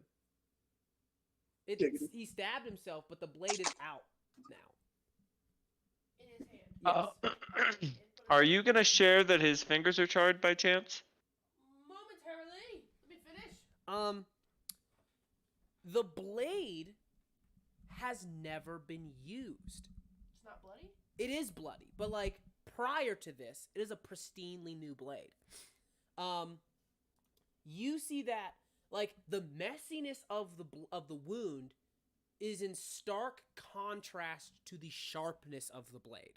In the sense that You were able to see that the sharpness of the blade from this point because you know that the blade has never been used. You spot it you spot it right here before.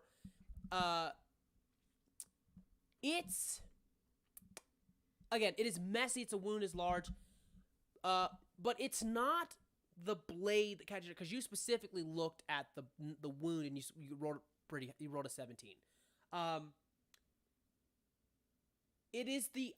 You're looking closer at the wound. And I know this is cryptic, but it's the way that it's cut. Meaning it doesn't Jagged versus smooth? Yes. It's rather the other way around. It's not jagged in the sense that it looks like he was rapidly plunging it into his chest or like through it, like it's also the knife isn't serrated. So it's not like that. It looks like he was cutting into himself. So he didn't stab himself. Can I reach into his chest? Yes, you can. Give me a sleight of hand check with advantage, please. The 19 would have been the You reach in and you start to dig around and you hit something. You pull out a small shard of metal. And that's where we're going to end tonight's session. Thank you all for tuning in. If you're still around, we will be back next week for the next thrilling episode of Mice and Murder.